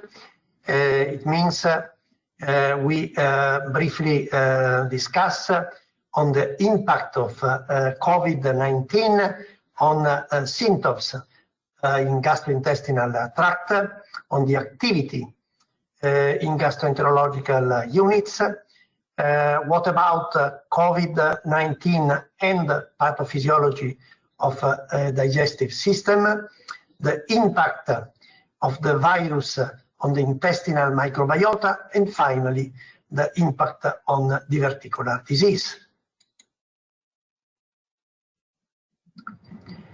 We start with a very comprehensive meta-analysis and systematic review provided by Theodore Rokas and published last year on Annals of Gastroenterology about gastrointestinal involvement in infected subjects.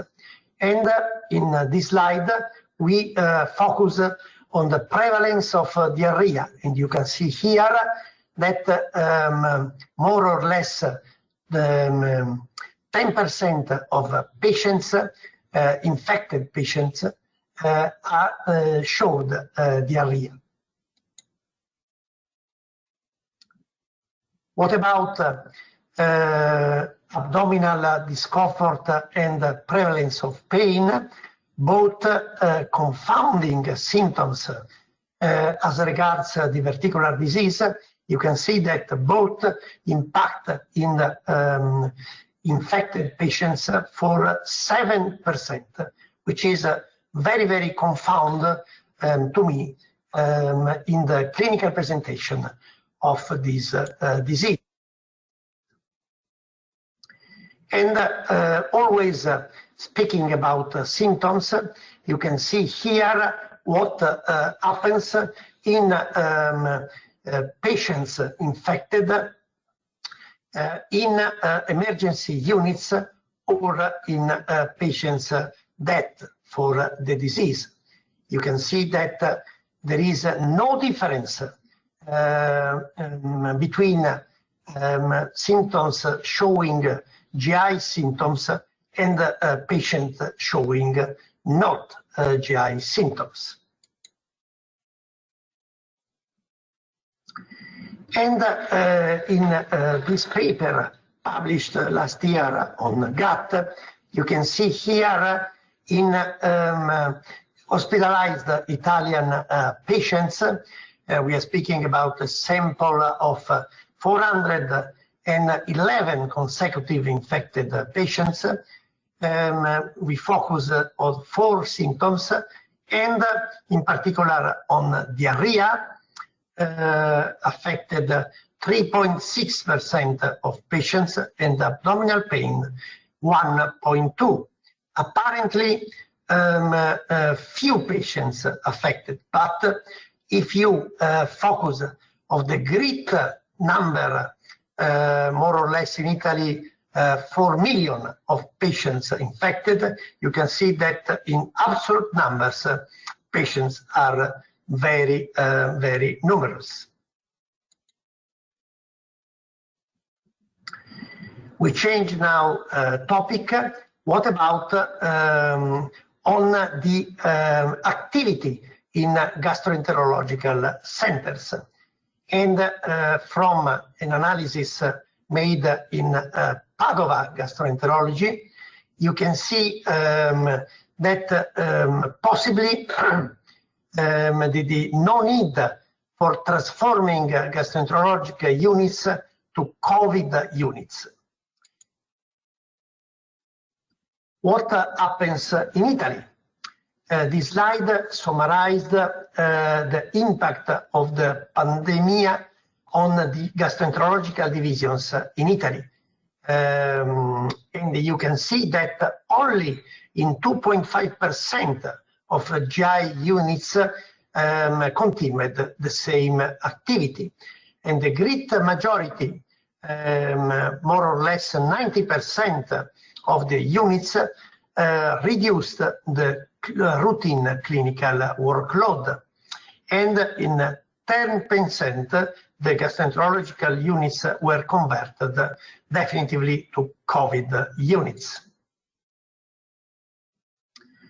And this reflects, of course, the activity, and from 75 to 99 of the endoscopical units, you can see in this slide on the graph, reduce the activity.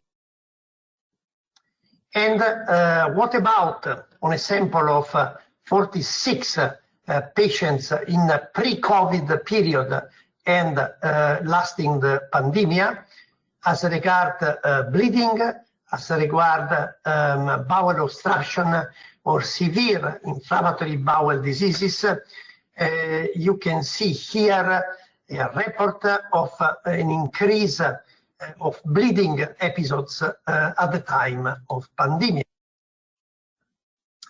And in this slide, the authors summarized what happens in the endoscopical activity in 3 successive weeks.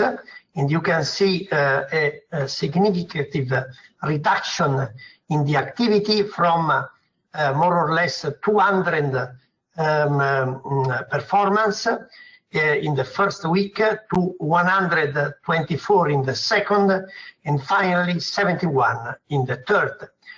And the results is a reduction in diagnosis, in particular diagnosis of colorectal cancer. Same topic is reported in this slide, published this year, and you can see in the graph a significant reduction in diagnosis of colorectal cancer. What about pathophysiology at the time of pandemic? This slide focused on the classical way of introduction of the virus in the organism. And in this slide, the author from China focused on the fact that exists a co-expression of ACE2 present in lung, in esophagus, in absorbed enterocyte, but also in ileum and colon. And this protein could be an independent entry beside to the lung for the virus in the organism. Same results always from China, but from a different research group. You can see in different organs, from lung to colon, the co-expression of ACE2. And in this slide, you can see a meta-analysis focusing on the detection in a fecal specimen of the RNA of the virus, and the results from 17 different studies is that a significant proportion of infected patients carry in their intestinal tract the virus. Always from China, the impact of the virus on intestinal flora with the underline of the so-called gut-lung axis bidirectional.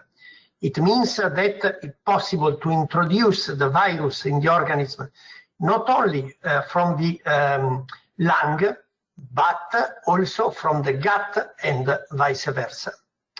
And what about the composition of gut microbiome? You can see here, always from China, that at the time of pandemic, this group of bacteria are dominated in the infected subjects. And interestingly, the severity of COVID-19 is related with this change microbiome in infected subjects.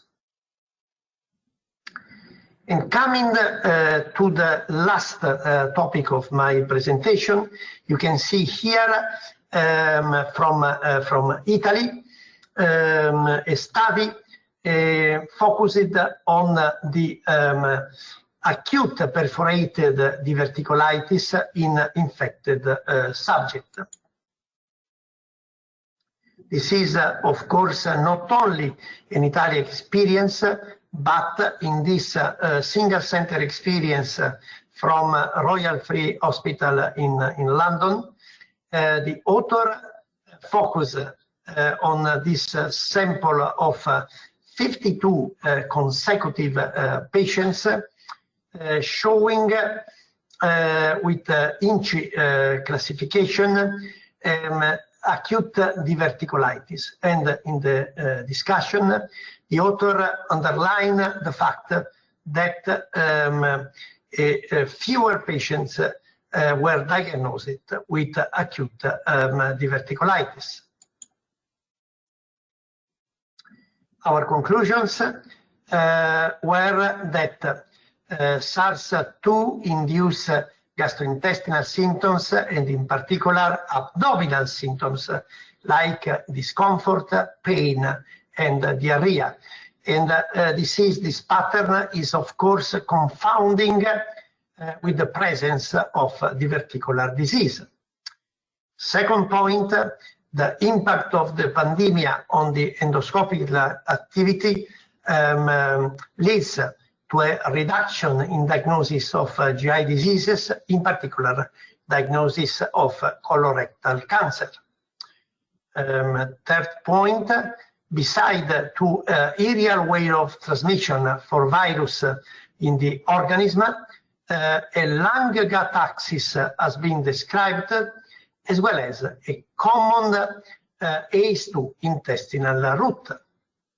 And in infected subjects, a significant modification in composition of intestinal microbiota are described, and in turn, this phenomenon is related with the severity of the disease. Lastly, lasting the pandemic, lot of papers were published about acute diverticulitis occurrence. And thank you for your attention. Okay.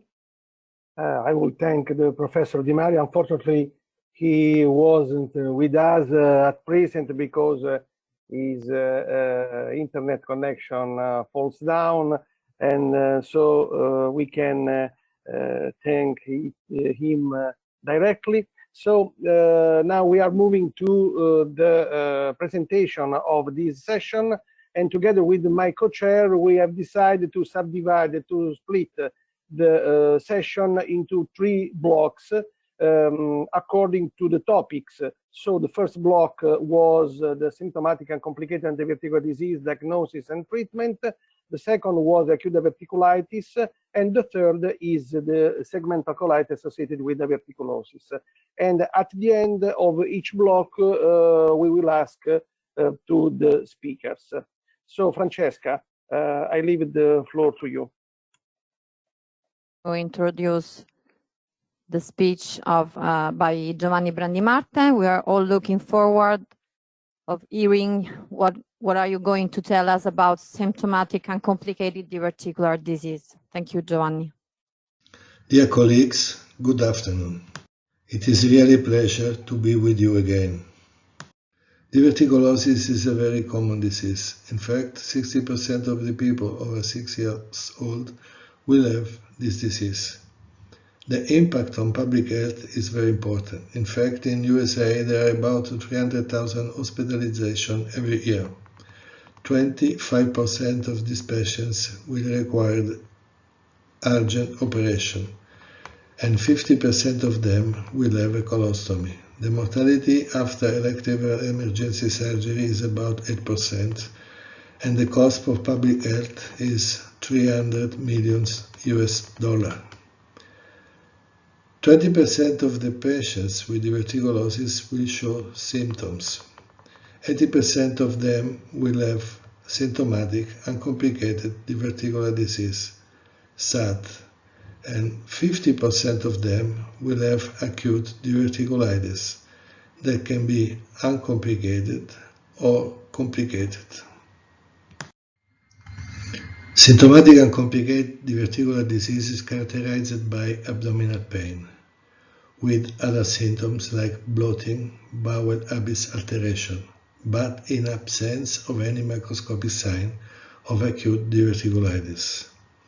But also irritable bowel syndrome, IBS, is a chronic gastrointestinal disease characterized by abdominal pain, bloating, change in bowel habits in absence of any microscopic signs of inflammation. Is it possible to distinguish these two diseases? They have some similar characteristics and also some differences on natural history of the disease, pathophysiology, clinical features, biochemical markers, and response to treatment. We can see now what are the similar characteristics or the differences in natural history of these two diseases. The first difference is the age of the patients. In fact, the patients with IBS are younger comparing with the patients with diverticulosis. The second difference is the natural history of these two diseases. In fact, the patients with IBS never will have complications related to the disease. On the contrary, the patients with SAD can have complications like diverticulitis, surgery, and they can die for acute peritonitis. Finally, two studies, one in the UK and the other in Germany, showed us in IBS and higher rates of anxiety and depressions in the patients with diverticular disease than in healthy individuals. And what about pathophysiology? In both diseases there are visceral hypersensitivity, but in SAD is mediated by low grade of inflammation and upregulation of tachykines. On the contrary, only in 10% of the patients with after infectious IBS we can find a mild low grade of inflammation. There are some evidence about changing of microbiota in IBS. This through systematic review published 2 years ago show an imbalance of microbiota in this disease, but there are conflicting results, and I think that we need more studies to confirm this data. Also in SUD there are some evidence on imbalance of microbiota. An increase of firmicutes was found in patients with SUD comparing with the control group, and some evidence of microbiota was detected also in the side of the colon with diverticular comparing with the colon without diverticular. In this study, published 5 years ago, we assessed the microbiota in 3 different groups of subjects: a control group, patients with diverticulosis, and patients with SAD. The overall bacterial quantity did not differ among 3 groups, with no difference in Bifidobacterium lactobacillus.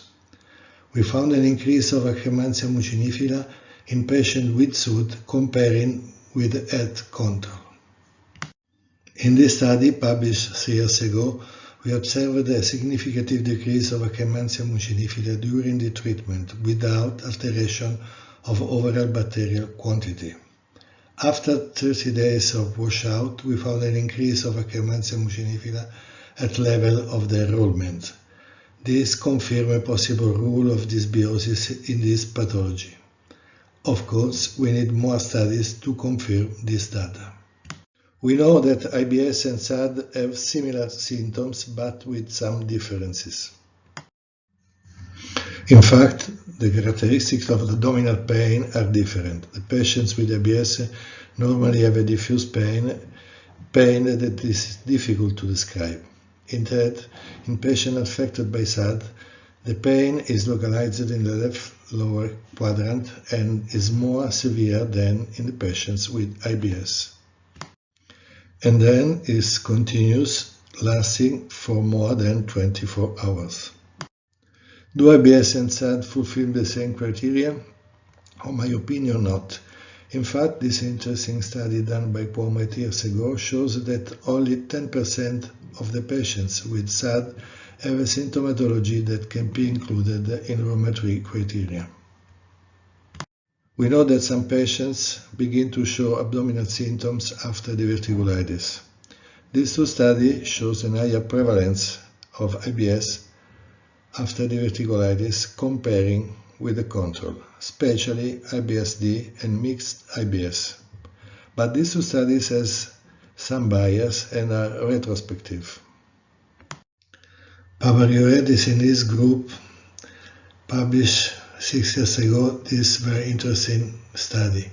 They enrolled 271 patients after diverticulitis with a median follow-up of 45 months. They found a persistence of symptoms in 53% of the patients, and the risk factor for this were the age of the patients and the number of the episodes of diverticulitis. But why do we have an increase of abdominal pain after an acute diverticulitis? This work published 2 years ago can be the answer. The authors enrolled 18 patients after acute diverticulitis, 10 patients with not severe acute diverticulitis and 8 patients with severe diverticulitis. And they found that the persistence of the abdominal symptoms were more prevalent after severe diverticulitis than in not severe diverticulitis. The level of fecal calprotectin was higher in the patients after severe diverticulitis comparing with the patients after not severe diverticulitis. The cytokine expressions were higher in a mucosa with diverticulosis than in mucosa without diverticulosis in patients after severe acute diverticulitis, but the difference was not significant in patients after not severe acute diverticulitis. And the histological inflammatory pattern was higher in patients after severe acute diverticulitis comparing with the patients after not severe diverticulitis. The persistence of the phlogocy could be one of the pathophysiological aspects of this problem. And SAD, not IBS, may occur after an acute diverticulitis. Have we some biochemical markers that could be able to differentiate SAD and IBS? Fecal calprotectin is a protein produced by neutrophils, and it is a marker for intestinal inflammations. Elevated levels of fecal calprotectin in the feces are indicative of inflammation of intestinal mucosa, including inflammation caused by IBD or bacterial infection. It is also able to distinguish organic from non-organic intestinal disease. Fecal calprotectin can be used for differential diagnosis between SAD and IBS. In fact, it is positive in 64% of SUD patients and is never positive in patients with IBS-like symptoms. There are a good correlation between the value of fecal calprotectin and the pain severity score, and also with the extension of diverticulosis, and also with the severity of DICA score. The persistence of positivity of fecal calprotectin can be considered like a predictive factor for development of diverticulitis. Just some seconds about the therapeutic approach. In fact, will be the topic of the next presentation that will be done by Professor Cruz. As you can see in these slides, there are differences on the therapeutic approach between IBS and SAD. Only high fiber diet, rifaximin, and probiotics can be used in both diseases. In conclusion, SAD is a clinical syndrome that occurs in patients with diverticulosis. SAD and IBS can have similar characteristics but also some differences. Both conditions have abdominal pain, but the abdominal pain SAD have a different patterns, severity and duration. Both diseases have visceral hypersensitivity, but in SAD is mediated by low grade of inflammation. Only in SAD we have positivity of fecal calprotectin. SAD may occur after an episode of diverticulitis, and it could be considered like a chronic inflammatory disease. IBS and SAD are not the same clinical entity. Thanks for your attention. I hope to meet you at the next symposium. Well, thank you, Professor Brandimarte. And so we move quickly to the second presentation, and it's a great pleasure for me to introduce Professor Wolfgang Gruis from Cologne, Professor Emeritus of Gastroenterology at University of Cologne, and he will talk us about the current treatment options for the treatment of symptomatic and complicated diverticular disease. And the question for both sessions will be started at the end of the Professor Cruz presentation. Please. Well, thank you, Antonio. I hope you can hear me. First of all, I want to thank the organizers of the meeting for having prepared this meeting. It was really hard work during pandemic to organize such a meeting, so thank you very much. So let's start my video. Friends, first of all, I'd like to thank the organization of this symposium, and in particular, of course, Dr. Tursi, for having invited me to participate in this important meeting. I'm gonna speak on current therapeutic options for the treatment of symptomatic, uncomplicated diverticular disease. So let's start with definitions. And there was a consensus conference in the mid of the 90s.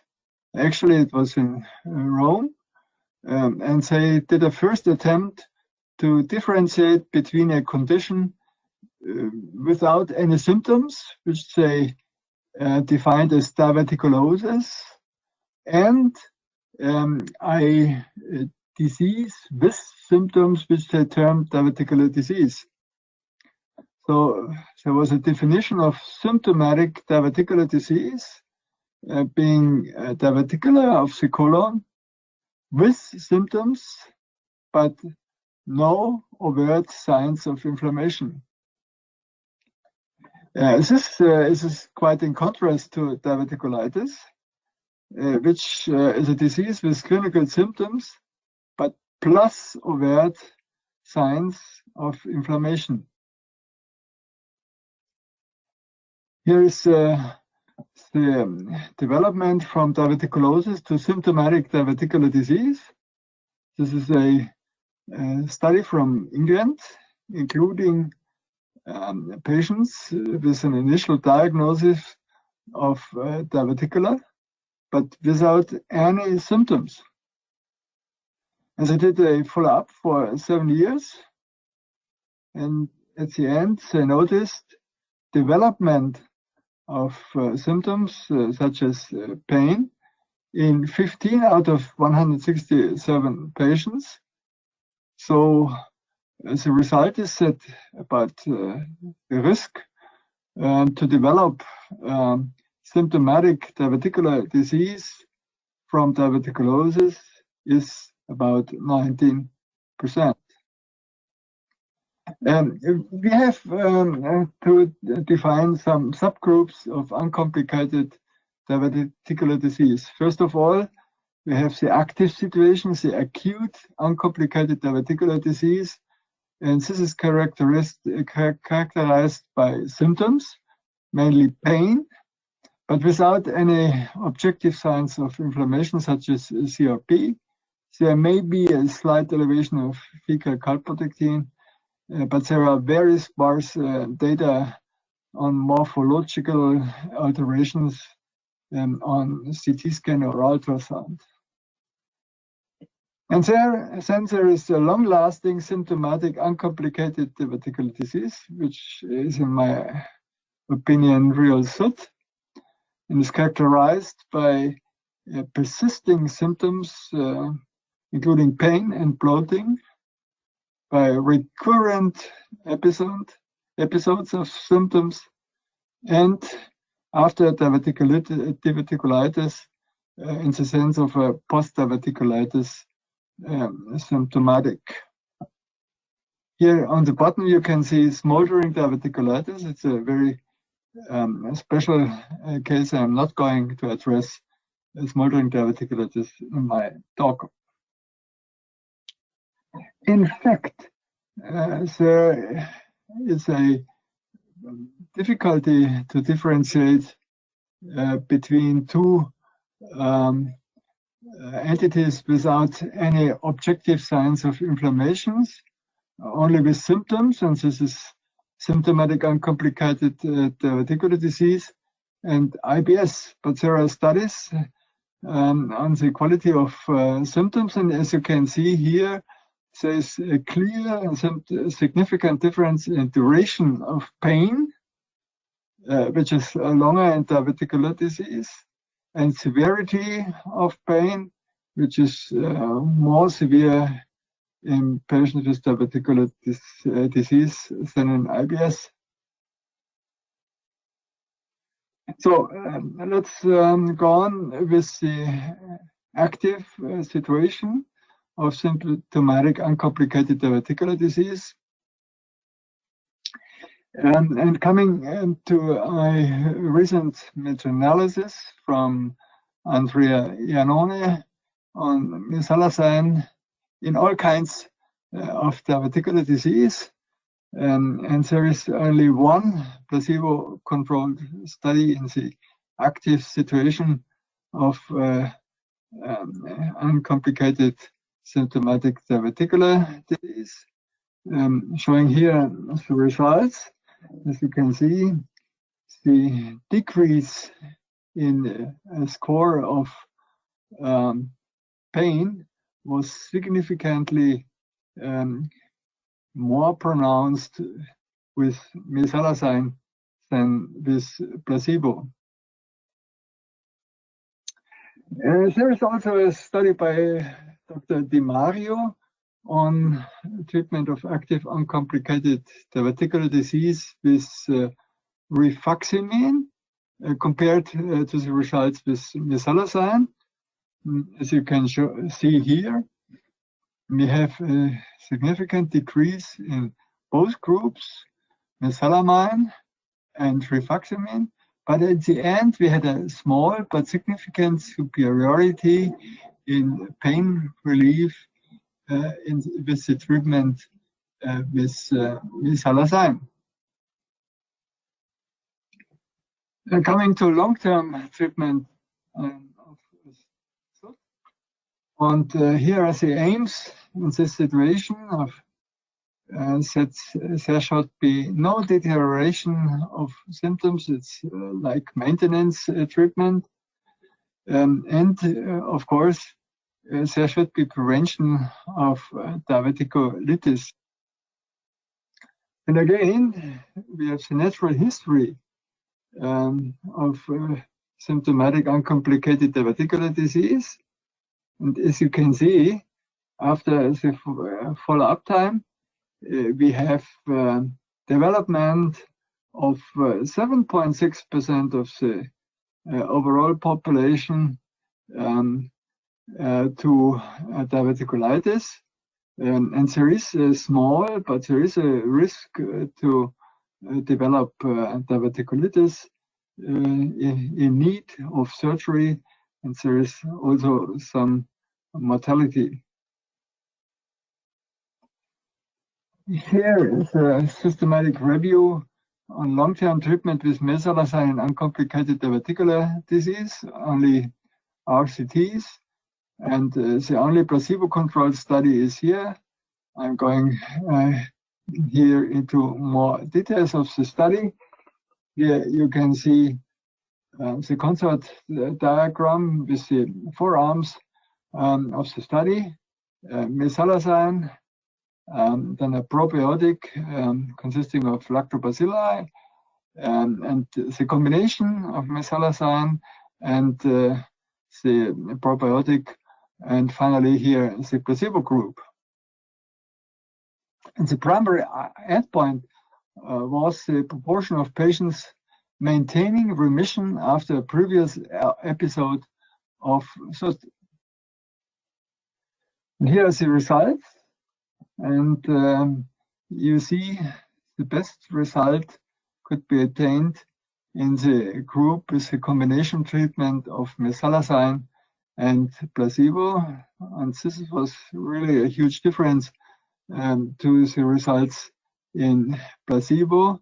In between, you can see results of mesalazine and the probiotic with lactobacilli, which are very similar. And to note here, the occurrence of acute diverticulitis, the pain here was during the follow-up to notice in 3.1% of the patients. In my eyes, a very low number. And recurrence of SUT was again most often in placebo in comparison to the combination treatment. And here you can see the results with mesalazine or with the lactobacillus only. Here is a meta-analysis on the long-term therapy with rifaximin. And first of all, unfortunately, we have only very few studies. Second, we have no new controlled studies. And thirdly, please note that in all studies, rifaximin was given in combination with a fiber additive named glucomannan. There was only one placebo-controlled study. And I'm going into detail here. The study by Dr. Papi, the long-term cause of symptoms in SUT with cyclic rifaximin plus the probiotic versus the probiotic alone or with placebo. As you can see, after 12 months, we have a situation with improvement in both treatment groups, but there was a difference between the placebo group and rifaximin. There are some open studies during the years, but I'm here quoting a real recent study. It's a multi-center retrospective real-world study assessing the outcome of SUT under rifaximin in consecutive patients. And here you can see the efficacy results. There was a significant reduction over time in the severity of the symptoms in most patients, and there was a significant reduction of the number of symptomatic patients. And finally, we should not neglect the work of our surgical colleagues.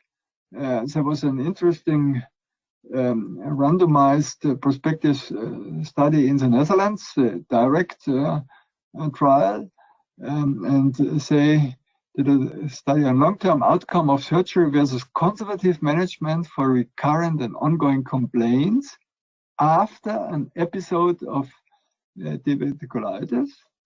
And here you can see the results.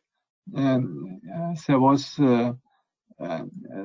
slightly superiority in the mean gastrointestinal quality of life index in the patient group with resection over patients with conservative management. And this is the situation which I above mentioned.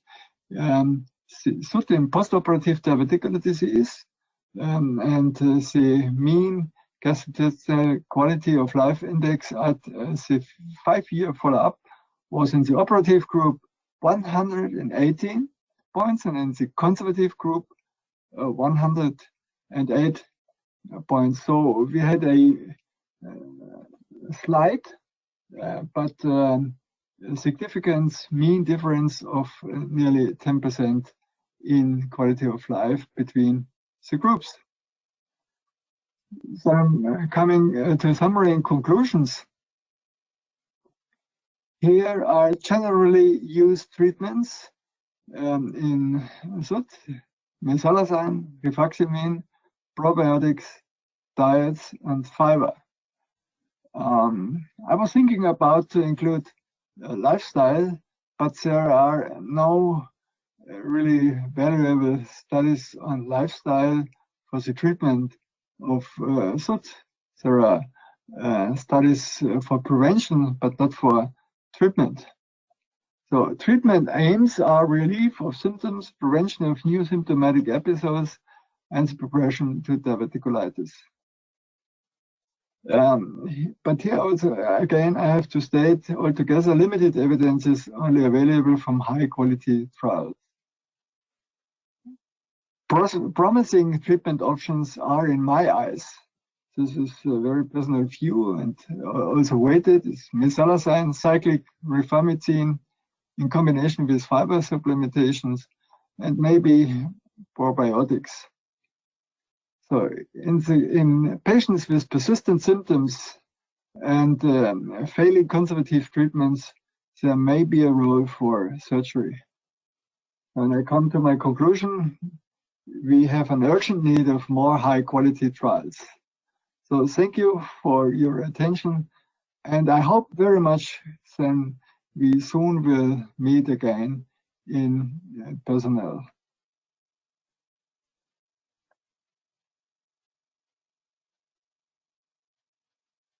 Thank you, Professor Cruz. My congratulations for this very comprehensive review of the treatment of the symptomatic and complicated diverticular disease. So the question is open. If you have some question, please send me on the chat. And now I start with a question from the colleagues from Andria for Professor Brandimarte. And the question is, Giovanni, do we have a cutoff for fecal calprotectin in symptomatic and complicated diverticular disease? So waiting the reply from Giovanni, I have a personal question for Professor Cruz. Okay, Wolfgang, you mentioned probiotics, but you didn't show any data, significant data, just one randomized controlled trials was reported. Do we have any news about probiotics in this specific topic or in general in diverticular disease? In other words, do you have noticed about new data from controlled trials in using probiotics in those people? Unfortunately not. I think there was a recent meta-analysis which came to the conclusions that they can conclude anything because of a paucity of valuable and high-quality studies. There are many problems to overcome. Looking at the paper of Giovanni Barbara, for example, you can see what is the problem of what is the aim, what we want to change of the microbiome. That's completely unclear. That's completely unclear, and therefore it's unclear which probiotics should we use, beefies or lactose, or combinations, multi-species, or whatever. So I think this is a very interesting area of research, but we have to get to know much more the basics, the problem, what is going on with the microbiome in these patients, and then after having those data, I would make a study with probiotics. So I completely agree with you. Thank you for your reply. Unfortunately, the study of probiotics suffer from this limit. We are still recruiting 10, 12, 30 people, not more, but we have to study hundreds of people. First of all, about the specific changes in their microbiota. And then what should we do according to their microbiota? And we need more and more study. A question is ready for Professor Cruz. Wolfgang, do you see a specific subgroup of patients more suitable for combination of rifaximin plus mesalazine instead of other groups, of course? Well, as I understand, there's a question for combination of rifaximin and mesalazine, and not the usual combination of rifaximin with probiotics or fiber. So I don't know. It's an experiment, and I have no experiences. I don't know if it makes sense. The problem is what we are going to treat in SUD.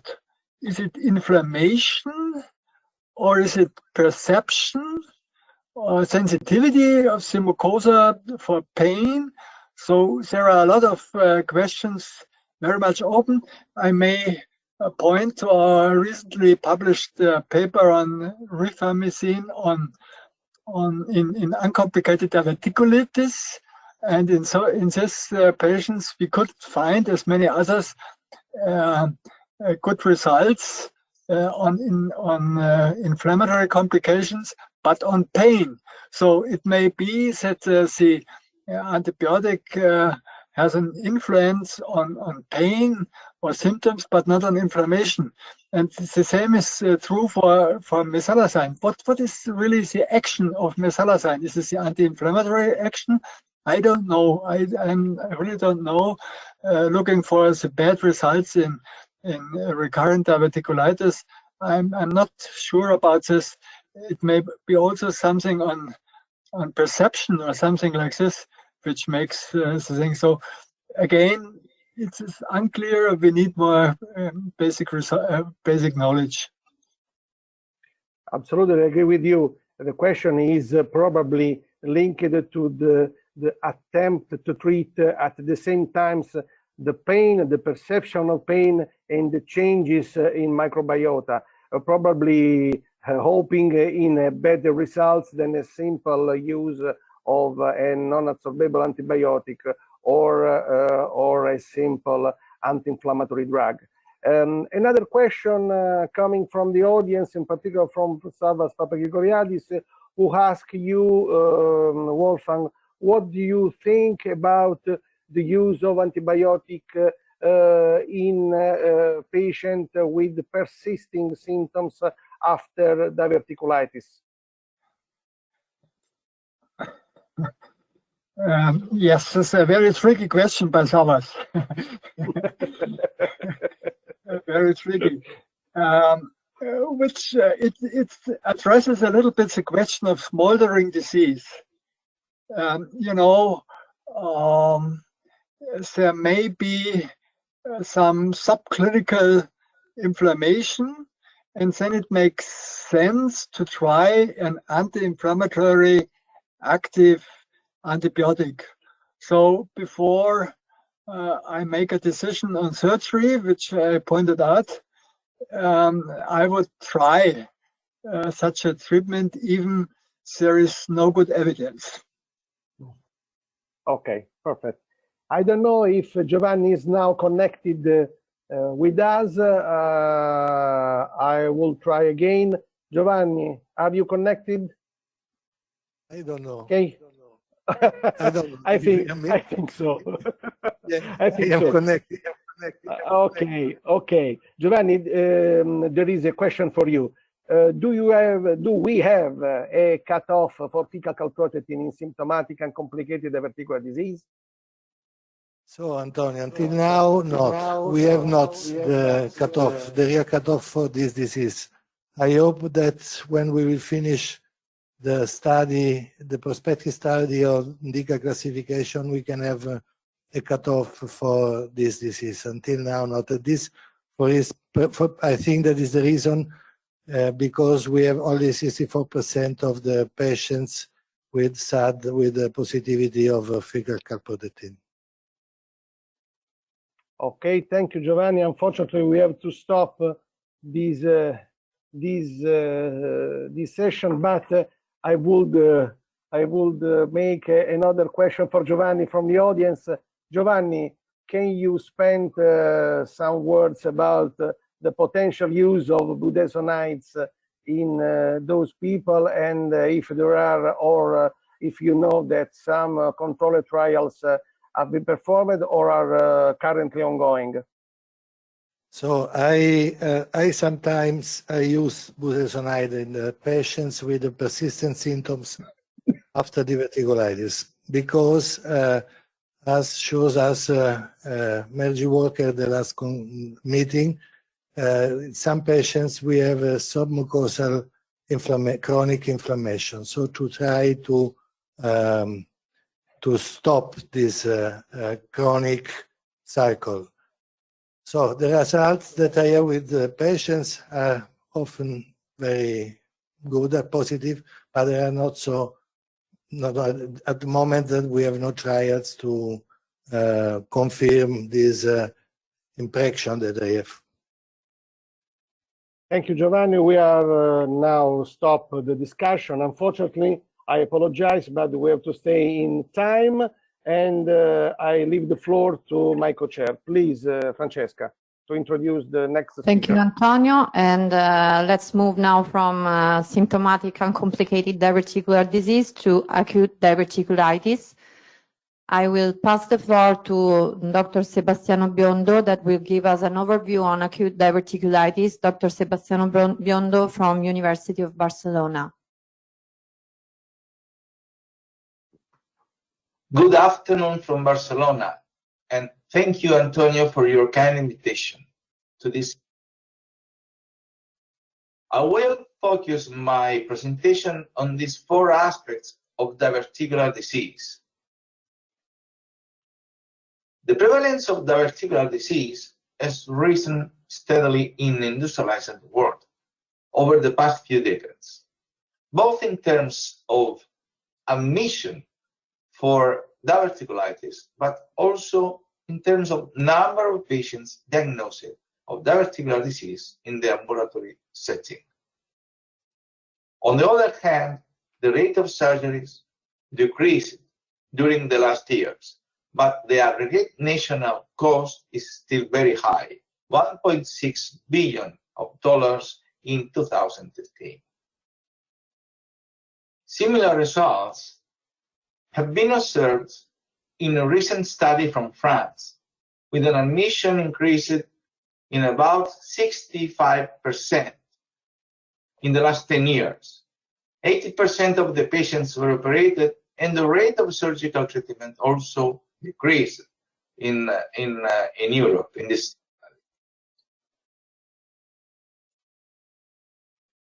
The classical clinical triad of left lower quadrant pain, fever, leukocytosis is highly specific, but only 50% of patients with severe findings on CT present this clinical trial.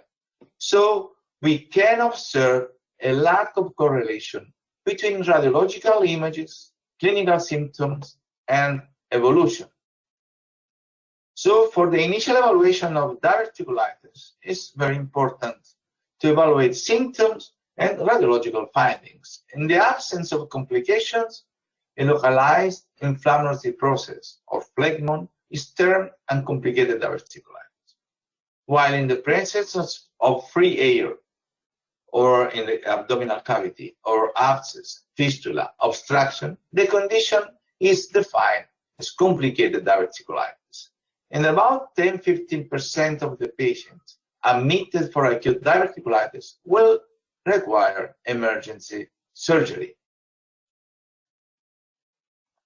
In this flow chart from the guidelines for the management of diverticular disease of the colon from the European Society of Coloproctology, we can see a list of terms and stages used in the guidelines.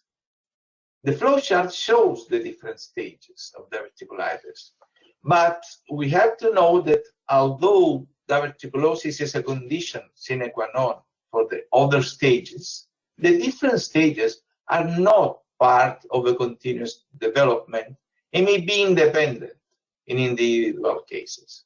I want to stress the presence of the chronic and complicated diverticulitis. This group of patients could be included in the symptomatic and complicated diverticular disease group that present persistent symptoms and often quality of life limitations after recovering from an acute episode of diverticulitis that has not been solved.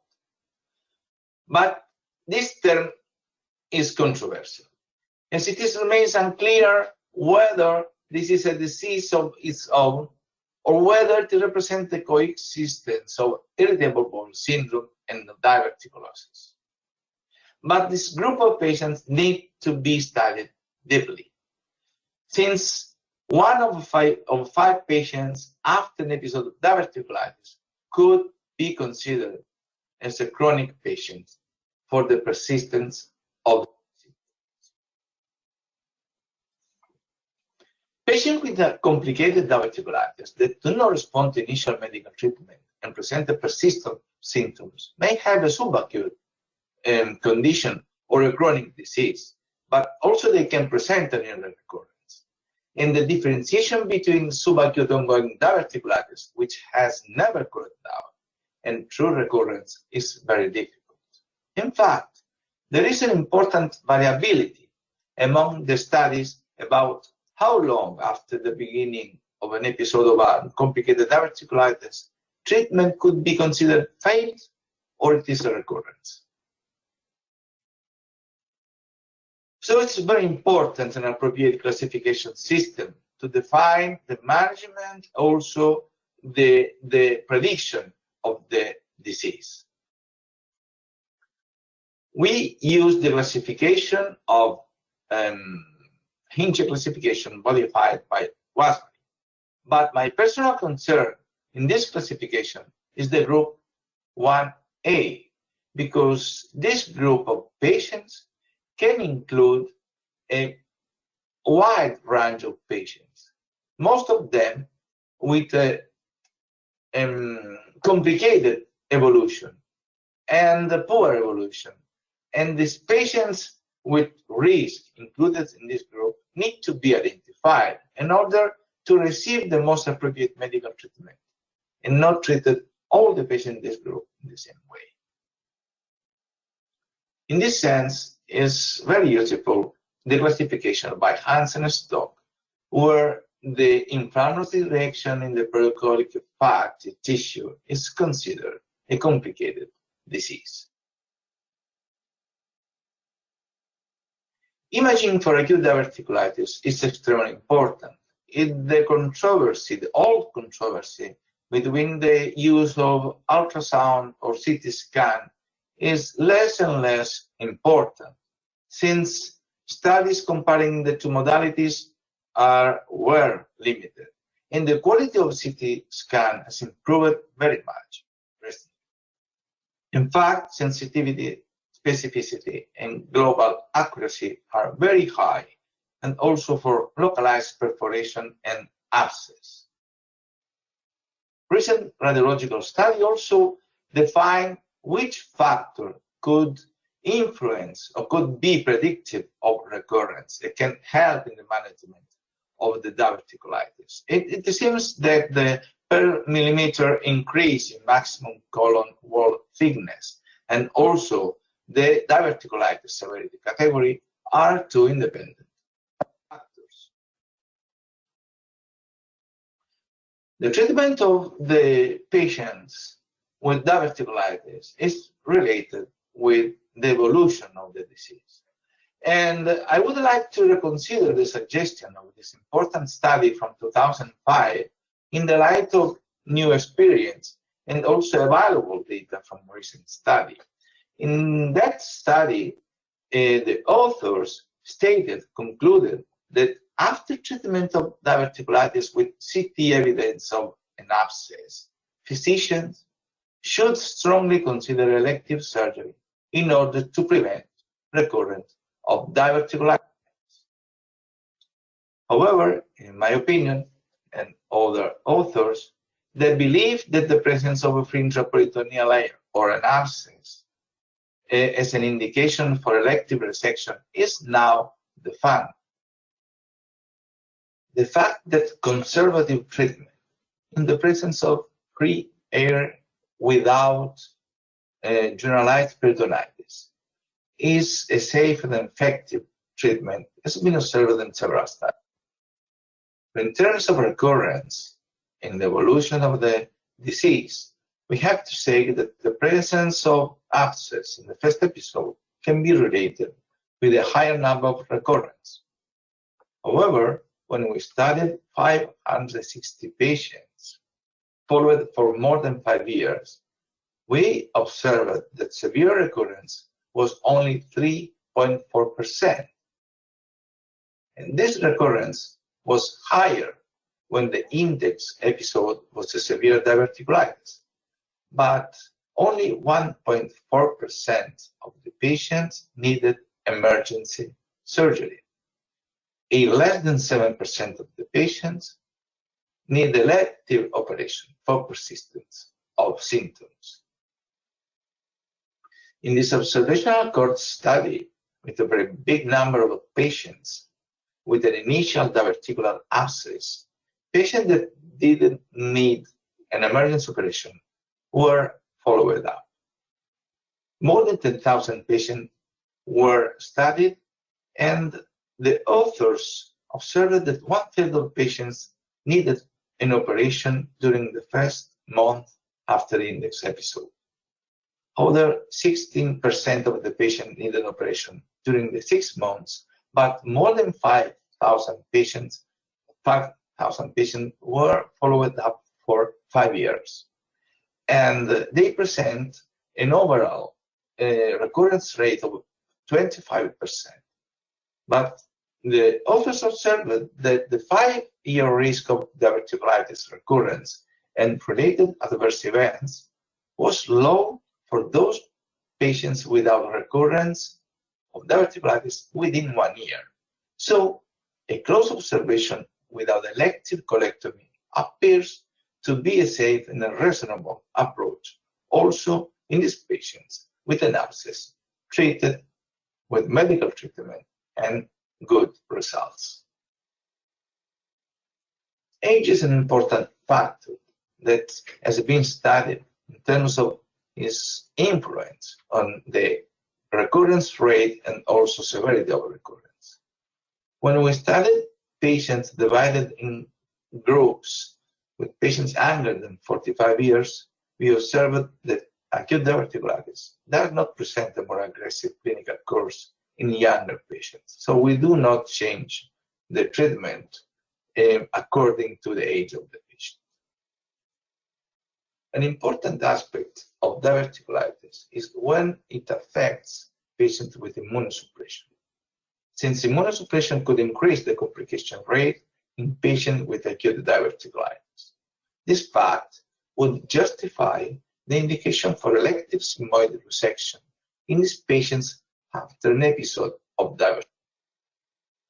We studied more than 900 patients in order to evaluate the probability of recurrence and the virulence of chronic diverticulitis correlated with immunocompromised status, related with the chronic use of corticosteroid or transplant patients or diseases affecting the immune system of patients with chemotherapy. 166 patients presented immunosuppression, and these patients presented a more aggressive disease back at the debut of the disease. They needed more frequently emergency operation with a higher mortality rate. But when this group of patients that need emergency surgery were excluded, the two groups of patients presented similar recurrence rates. When we analyzed the first episode, we observed that patients with immunosuppression that presented an index episode of severe diverticulitis have a higher probability of present a recurrence rate of complicated diverticulitis, but without need emergency operation. So we concluded that after success of the medical treatment of acute diverticulitis, patients with immunosuppression need not to be advised to have an elective sigmoidectomy, but they need a strict follow-up after severe first episode, especially during the 6 or 1 year. An important aspect is that patients with an initial non-complicated diverticulitis can present also complication. This is an important study on more than 1,000 patients, where the authors observed that about 5% of the patients with initial non-complicated diverticulitis can present a complication, especially during the first 10 days. This complication can be related with the systemic comorbidity or symptoms for more than 5 days before the emission of vomit, or important and high CRP level at presentation. So this group of patients with risk need a special observation. To conclude, I think that it's important to know that many patients will not have another attack after an initial episode of uncomplicated diverticulitis. This is the evolution. Only about 3–5% have complicated recurrence. And also that after resection, recurrent diverticulitis can be present in 5% of the patients. I think that we need, as Tursi and colleague state, that it's important to analyze and to find some type of patient based on genetic or other characteristics to tailor treatment, to distinguish functional bowel disease from pain and symptoms. Maybe we need to research on fecal, to make research on fecal calprotectin that can predict recurrence and may play an important role in distinguish diverticulitis from functional bowel. In conclusion, abdominal CT scan is the most effective tool for diagnosis and staging of acute diverticulitis. In order to identify chronic disease that may impair patient quality of life, it's important to distinguish functional bowel disease from persistence of symptoms. In younger patients, acute diverticulitis does not present a more aggressive clinical course with need of emergency surgery. In patients with immunosuppression, need not to be advised to have an elective sigmoidectomy after success of medical treatment.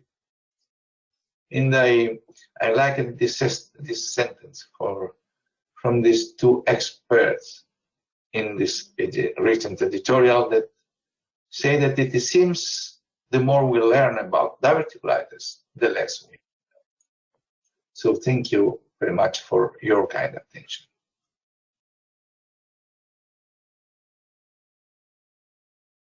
So perfect. Thank you, Professor Biondo. Now we move rapidly to the second speech about the acute diverticulitis, and I leave the floor to Professor Mauro Baffutto from the Federal University of Goiânia, who will talk us about the current treatment options for acute diverticulitis. My name is Mauro Baffutto. I'd like to thank for the organizers for this invitement. Our topic is current therapeutic options for the treatment of acute diverticulitis. These are my conflict of interest. Annually in the United States, there are more than 1.9 million outpatient visits and 208,000 inpatient admissions for diverticulitis at a cost of $5.5 billion. The incidence of diverticulitis in US is 180 per 100,000 persons per year, and the incidence of diverticulitis is increasing in individuals with 40 to 49 years old. In the UK, the hospital admission rate for diverticular disease increased twice in a period of 10 years. And in Italy, the hospitalization rate for acute diverticulitis constantly increased with annual change of 2% a year. We'll see today in this topic about possible risk factors and preventions of acute diverticulitis, uncomplicated diverticulitis treatment, complicated diverticulitis treatment, and recurrent diverticulitis treatment. Let's see about possible risk factors and prevention. We see that BMI is not related only to diverticular disease, but also with diverticulitis and diverticular disease complications. By other side, physical activity protects against diverticular disease and also protects against diverticulitis. And fiber intake, especially in vegetarians, demonstrated that prevent the development of diverticular disease, and also in people with higher intake of dietary fiber. By other side, red meat consumption, especially eat red meat every day, can increase the chance of diverticulitis. Also, patients with smoking, in patients with vitamin D deficiency, in patients with hypertension and immunosuppression, and in those that use anti-inflammatory drugs, aspirin, acetaminophen, corticosteroids, and opioids. So it is reasonable to say that decrease risk factors and encourage the prevention with high fiber diet, reduce red meat consumption, practice physical activity, weight control, do not smoke, avoid anti-inflammatory drug, aspirin, steroid, and opiate. Replace vitamin D, and even in statin users, is good measures to possible reduce risk and prevent diverticulitis. This is the guideline of the American Society of Colon Rectal Surgeons. that says that smoking cessation, reduced meat intake, physical activity, and weight loss are recommended interventions to potentially reduce the risk of diverticulitis. Let's talk about uncomplicated diverticulitis treatment. So, this is the most common acute condition in diverticular disease, which is defined by the absence of perforation, abscess, fistula, or bleeding. Traditionally, treatment has consisted of antibiotics and bowel rest in hospital. CT protocol with intravenous contrast is recommended to confirm diagnosis. The most used classification for uncomplicated diverticulitis is Hinking classification, modified Hinking classification, which is defined in patients with 0, 0, or 1 Hinking classification. And two topics were in debate in recent years in the world literature: outpatient versus inpatient treatment, and antibiotic therapy versus no antibiotic therapy to treat uncomplicated diverticulitis. Let's see about outpatients against inpatient treatment in this topic. Many very well conducted papers were done with favorable outcomes in patients with outpatient treatment. And a systematic review were also done in 2016 with a total of 11 articles with treatment successful ranging from 91 to 100%. And the conclusion was that ambulatory treatment of uncomplicated acute diverticulitis is safe, effective, and economically efficient. Another systematic review were done one year later with the same results. There was no difference in failure rates or medical treatment in recurrent rates, and ambulatory management of acute uncomplicated diverticulitis is reasonable in selected patients. A systematic review and a meta-analysis were done to see about safe and efficacy of this measure when patients with comorbidities, without comorbidities, and the conclusion was that the outpatient management of acute diverticulitis can reduce the rate of emergency hospitalizations, and the data report suggests that this management is safe if associated with an accurate selection of patients.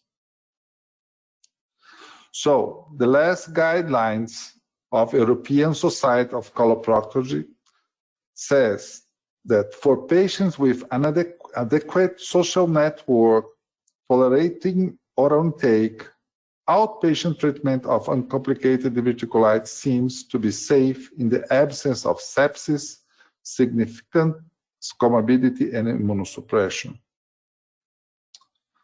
Let's see about antibiotics against no antibiotic treatment for uncomplicated diverticulitis. Initially, as I said, traditional antibiotic treatment were done for 7 to 14 days. Then antibiotics for 5 days. And later, without antibiotic for this disease. The first papers were done initially in 2007, and again, many other papers were done with good outcomes, with recovery without complication, time to recover, complication, recurrence, and surgery, hospital stay, admission complications, and also complications demonstrating no difference in patients with antibiotic therapy or no antibiotic in uncomplicated diverticulitis. Two great papers were done, the AVOD study group and Diabolo trial, And the conclusion of our study group showed that antibiotic therapy do not prevent complications, recurrence, or reduces length of stay. And the Diablo trial showed that observation treatment was similar to antibiotic treatment. In these two big trials, long-term effects were assessed. In Diablo trial, with 528 patients with a 24-month follow-up, showed that omitting antibiotics in the treatment of uncomplicated acute diverticulitis did not result in more complicated diverticulitis, recurrent diverticulitis, or sigmoid resections at a long-term follow-up. And the AVOD study group followed for a long-term follow-up with a matter of 11 years that they showed diverticulitis recurrence, diverticulitis complication, acute surgery for diverticulitis, planned surgery for diverticulitis, or even abdominal pain and bowel habit in long-term follow-up. The conclusion was that antibiotic avoidance for uncomplicated diverticulitis is safe in a long term. Well, systematic review and meta-analyses were done. These meta-analyses with more than 2,000 patients showed that recurrent diverticulitis complications and treatment failures, remission rates, and sigmoid recession were almost all the same in two groups. And this meta-analysis of current literature shows that patients with uncomplicated diverticulitis can be monitored off antibiotics. In another meta-analysis that they showed duration of hospital stay, radiological intervention, and recurrence of acute diverticulitis showed the conclusion that treatment of uncomplicated acute diverticulitis without antibiotic is associated with a significantly shorter hospital stay. And recent trials tested patients for outpatients and non-antibiotic therapy, the PIVOT trial and Dynamo study. In the PIVOT trial, a prospective observational study with patients with CT and uncomplicated diverticulitis, 155 patients included, outpatient treatment without antibiotic. In the conclusion, they published that previous results of low complication with rates with the non-antibiotic policy were confirmed. The new policy of outpatient management without antibiotics in acute and complicated diverticulitis is now shown to be feasible, well functioning, and safe. And this study that is publicating this year showed the efficacy and safety of non-antibiotic outpatient treatment in a mild acute diverticulitis, the Dynamo study. They compared no antibiotic group of 242 patients with antibiotic group of 238 patients that used amoxicillin and clavulanic acid. The patient had uncomplicated diverticulitis, the outpatient treatment for 7 days, a follow-up of 2, 7, 30, and up to 90 days, randomization 1:1, a multi-center open label study. The primary endpoint was hospital admission, and the hospital rates were the same with antibiotic group and non-antibiotic group, and revisit was almost the same, and poor pain control at 2 days follow-up was also the same. In the conclusion, non-antibiotic outpatient treatment of mild acute diverticulitis is safe and effective and is not inferior to current standard treatment. So, recent guidelines from the American Society of Colon Rectal Surgeon says that selected patients with uncomplicated diverticulitis can be treated without antibiotics. And the European Society of Coloproctology guidelines for the management of diverticular disease of the colon, one of the statements says that patients with acute uncomplicated diverticulitis do not require antibiotics routinely. Antibiotic treatment should be reserved for immunocompromised patients and patients with sepsis.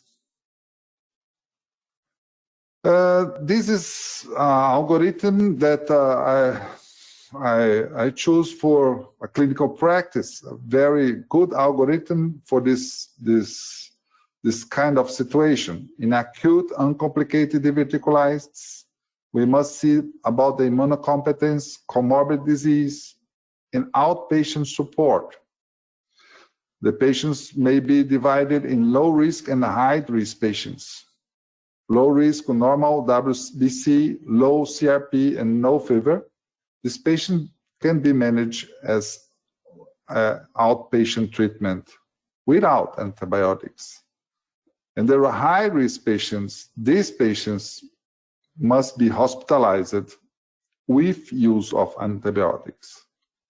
Improvement of two or 3 days, if there is improvement, slowly resume diet, complete the 7 to 10 days treatment. If no, diligent search for complication and consider alternative diagnosis or even surgical consultation. Well, let's see about complicated diverticulitis. Again, modifying Hickey classification, in this case for patients with stage 2, 3, and 4. We see in these patients that this patient must be hospitalized, admitted to the hospital, ensure bowel rest, intravenous antibiotics, derived for gram-negative and anaerobic coverage, intravenous fluids, analgesic, the preferred is meperidine. If there is improvement with 48 hours, then the management continue starting low result diet in an acute period. Antibiotics may be switched to oral form, and if the patient is without fever for 24 to 48 hours, decreasing white blood cell trend. If there is no more improvement, phlegma or cholesterol abscess should be suspected and investigated accordingly. Unfortunately, some of 15 to 30% of patients admitted for the management of diverticulitis will require surgery during admission, with an associated mortality rate of 18%. This is a good algorithm for clinical practice. In case of complicated diverticulitis in the present abscess, in abscess less than 3 to 4 centimeters, and adjacent to diverticulitis, and no sign of sepsis, immunocompromise, or significant comorbid disease, this patient may be managed with oral antibiotics. If the abscess is larger than 3 to 4 centimeters or distant from diverticulitis, hospitalization, clear leakage, and IV antibiotics is needed. In case that there is no resolution, about 70% of patients will respond to IV antibiotics. Percutaneous drainage guided by CT may be necessary, and it's not, if not resolution, an elective surgical may be required. For purulent and fecal peritonitis, hospitalization, nothing by mouth, IV antibiotics, and analgesic is needed, and surgical treatment is necessary. For recurrent diverticulitis, this is a very interesting topic, that the overall disease relapse during 10 years follow-up is up to 30%. Elective sigmoid resection for diverticulitis associated with risk of mortality and colostomy as high as 2 to 14%. The risk of recurrent diverticulitis is not eliminated after sigmoid resection, with a recurrence rate between 2 and 10%. However, multiple episodes of diverticulitis do not seem to be associated with increased mortality or increasing risk of complicated diverticulitis. So, for all these reasons, conservative treatment could be the preferred choice after an episode of diverticulitis. Unfortunately, neither probiotic treatment, neither control studies with mesalazine, neither with rifaximin had good outcomes or good results for this type of patients with recurrent diverticulitis. And conflicting results were seen. So, for European Society of Coloproctology, from the available medical agents, neither mesalazine, rifaximin, nor probiotics can be recommended to prevent recurrent diverticulitis or persistent complaints after an episode of acute diverticulitis. And the guideline of the American Society of Colorectal Surgeons said that mesalazine, rifaximin, and probiotics are not typically recommended to reduce the risk of diverticulitis recurrence, but may be effective in reducing chronic symptoms. There is a practical guideline from AGA in this condition, and the best practice advice says that to reduce the risk of recurrence, patients with a history of diverticulitis should consume a high-quality diet, maintain our normal body mass index, practice physical activity, and do not smoke. Additionally, patients with a history of diverticulitis should avoid regular use of anti-inflammatory drugs, except aspirin prescribed for secondary prevention of cardiovascular disease. And the best practice advice says that patients with a history of diverticulitis should not be treated with 5-aminosalicylic acid, probiotics, or rifaximin to prevent recurrent diverticulitis. In conclusion, we may say in this topic that despite technological and health system improvements, acute diverticulitis is increasing in several countries around the world.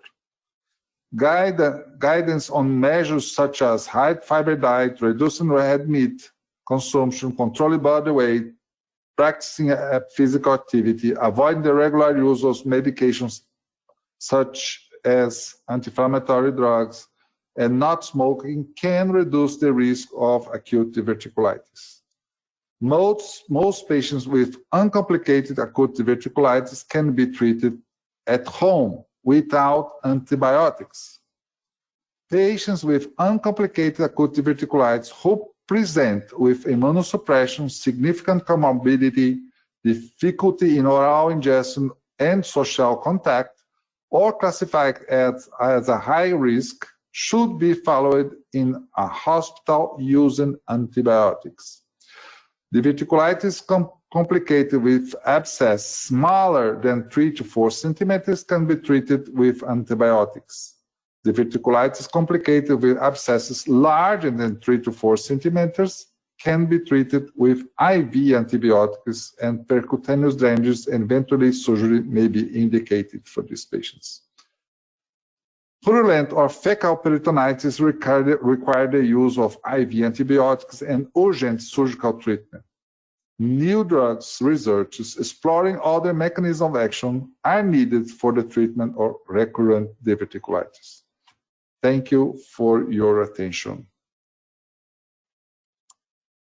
Thank you, Mauro. Thank you to Sebastiano Brondo for your very, very important effort in trying to explain how to manage those people. I don't know if Sebastiano is still connected with us, but I have already at least two questions for Mauro Baffutto. The first is consideration rather than a question. The first is, do you think that better population educational program can reduce the incidence of acute diverticulitis, talking about the reduction of smoking, talking about the advantage in reducing red meat consumption, etc.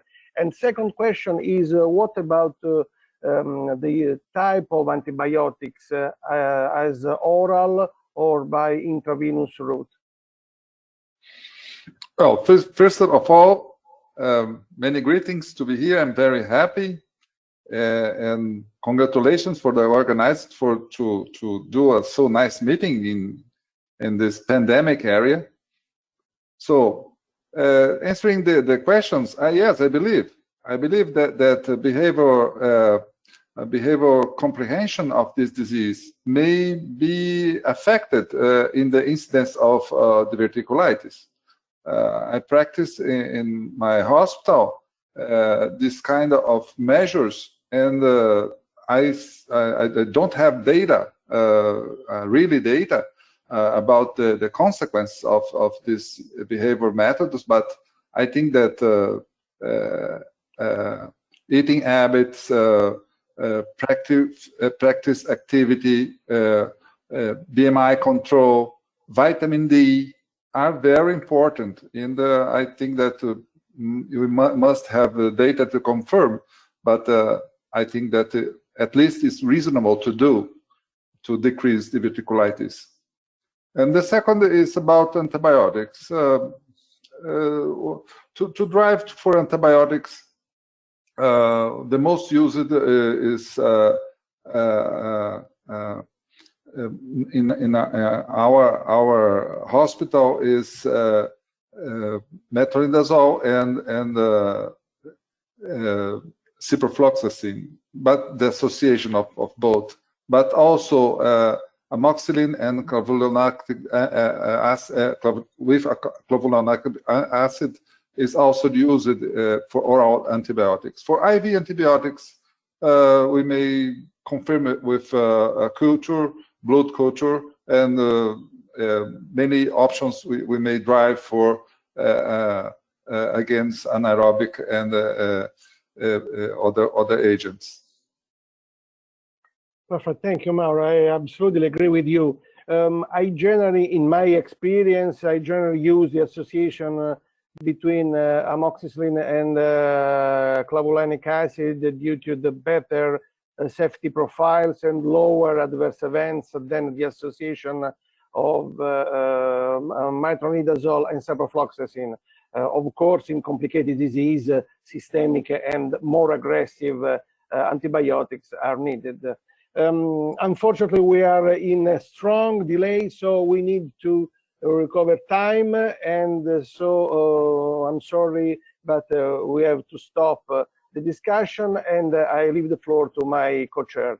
Please, Francesca. Can you hear me? Absolutely, yeah. I've been talking for 5 minutes at least. Did you hear something?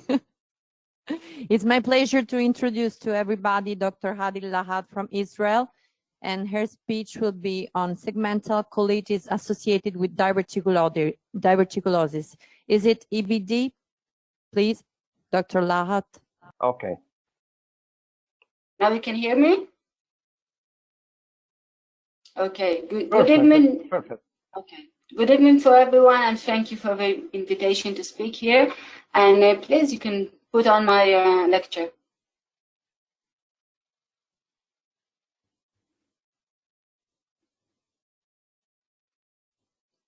Hi everyone, my name is Dr. Adilat, and as you can see, I work at the Chaim Shiba Medical Center, which is located at the middle of Israel.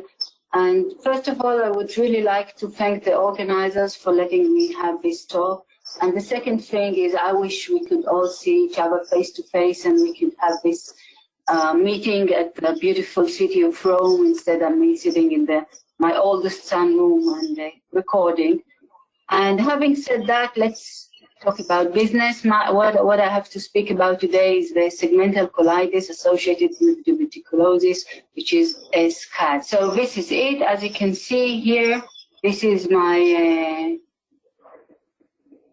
my hospital. As you can see, we have beautiful blue skies now, with nice grass, and let's keep on moving. My agenda, what I'm going to speak about today. So first of all, the clinical spectrum of diverticular disease. I'm sure you all hear about that the whole meeting. Then we'll go straight to SCAD definition, then chronic inflammation in diverticular disease, which is basically the mechanism of SCAD, epidemiology of SCAD, pathogenesis, subtypes, treatment, and conclusions. And I have to do all of that in 15 minutes, so let's get to work.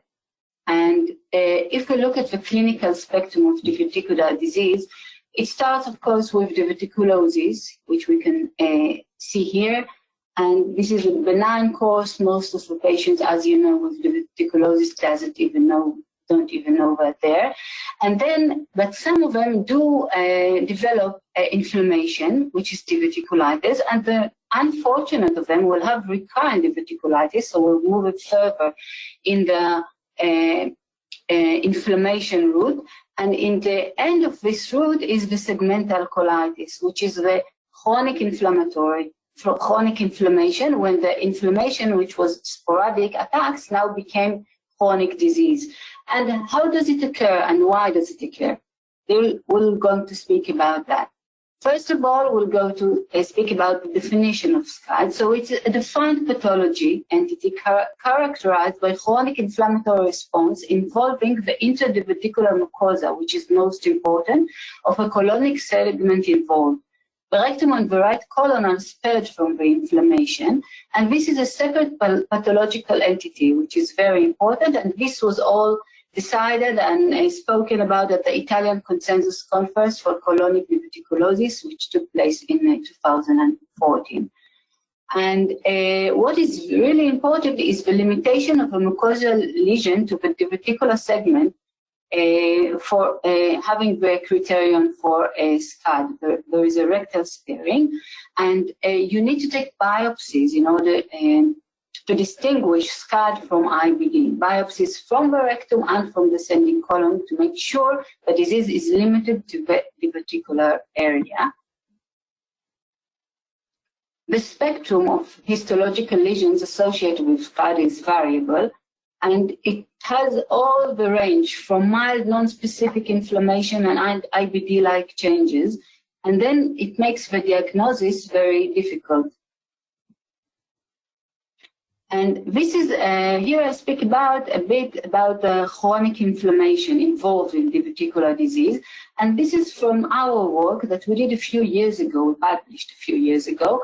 What we're trying to see is inside the area of diverticulosis, in patients that had difficult or complicated diverticular disease, there is chronic inflammation. So we took patients that had mild disease, a mild attack, and then patients that had difficult attack, and we compared biopsies from the area of diverticular disease to area that were naive, were without diverticular diseases. And what we can see here, that in these patients, the TNF-alpha, the IL-6, and the IL-1 beta, which are all in inflammatory cytokines, were elevated in the area of the diverticulosis area, and they were normal in the same patient, as you can see here, in the area of a non-diverticular area, and this was in compared to cytokine results in patients that had a simple diverticulitis and didn't have severe inflammation.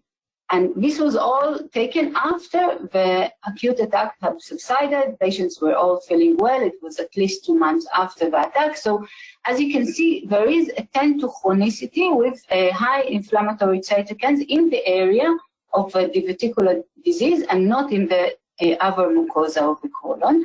Here is the chromic. We checked for inflammation also in histology.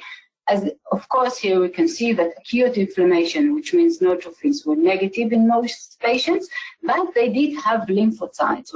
They had lymphocytes aggregates, and they had lymphocytes in the lamina propria with high score in some of them, especially if we can see that here.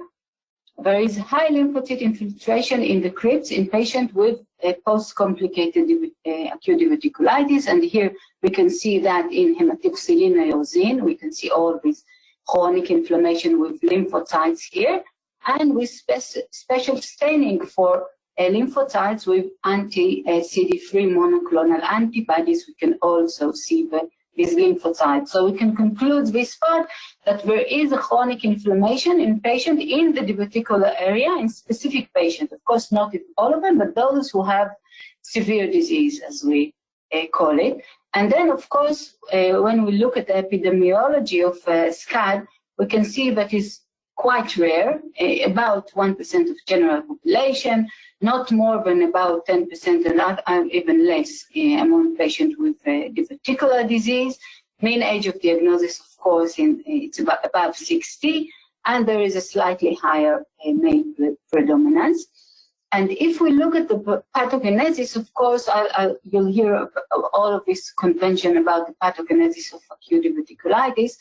So if we go here straight to the inflammation. The inflammation is becoming chronic, and then we have all the subtypes of SCAD, which we have type A, which is crescenting fold, type B and D, which is more UC-like, and type C, which is more Crohn's disease-like. And now we'll go and see separate types of SCAD. And here there's a table just summarize all the subtypes. In a second will come the pictures. And what it is important to see here that there is always a diverticular sparing. This is the main thing here, that inflammation is in the mucosa around the diverticula, but not inside. This is not diverticulitis. This is a colitis in the diverticular area with chronic colitis. So now we'll go to the subtypes with pictures, because as we know, one picture is worth 1,000 words. And this is this type A, which is the most prevalent and the easiest type. We see that a lot during colonoscopy, red patches involving colonic folds and diverticular sparing. This is type A SCAD, the easiest. Type B is like mild UC. This is UC pattern. You see erosions and the hyperemic areas involving the colonic folds, but not the diverticular orifice. This is mild UC. Type C is Crohn's disease-like with transmural inflammation, and we can see here the ulcer. And type D is the most severe course, and this is the most rare, where there is severe inflammation involving the whole mucosa with the diverticula. This is like severe UC, basically, and this all naturally will need the most attention of treatment. Okay, and this is the same patient after he was treated with azathioprine for a long term, but we'll speak about treatment in a minute. So, about a UC-like pattern, it's B plus D. Histological changes you usually expect in UC, with chronic changes in the lamina propria, including basal plasmacytosis, goblet cell depletion, distortion of crypt architecture, cryptitis, crypt abscesses, like in UC, as you would expect. And the pattern of C is half of them have chronic transmural inflammation, like you would expect in Crohn's disease. So this is, as you can see, it's very variability, the SCAD. And the clinical features are diverse as well. When in type A, we usually expect diarrhea. Type C plus D, we usually expect rectal bleeding. And most of the patients, significant proportion, will recover completely, and some of them with even mild or not very intense treatment. Type A and C are the most benign courses, and the one who are UC, like the B and D, have higher risk of relapse. And usually when we consider treatment, it is in types B plus D, because patients are very symptomatic. And this is a schematic step-up therapeutic algorithm.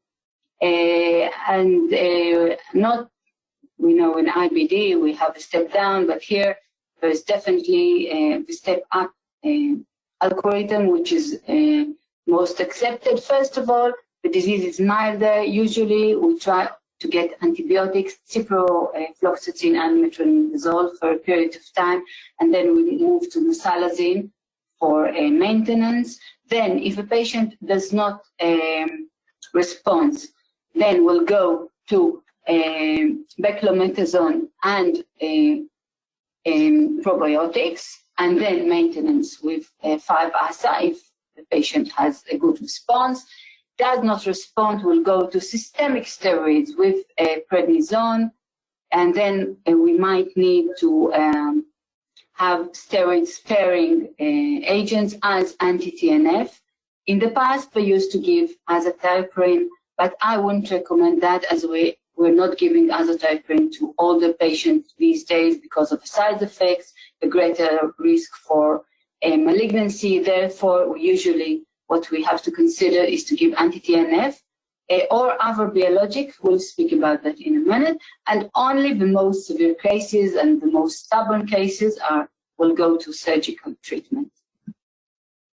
And here you can see this in the table. First of all, you need to have the histologic or endoscopic grading. And once you know the grade, the type 1, type A, type B, type C, type D, then you consider what to give. Depends also on the clinically impact on the patient. Usually we start with 5-ASA, then doesn't work, we go to systemic steroids, and then here they recommend azathioprine. As I said, I wouldn't recommend that.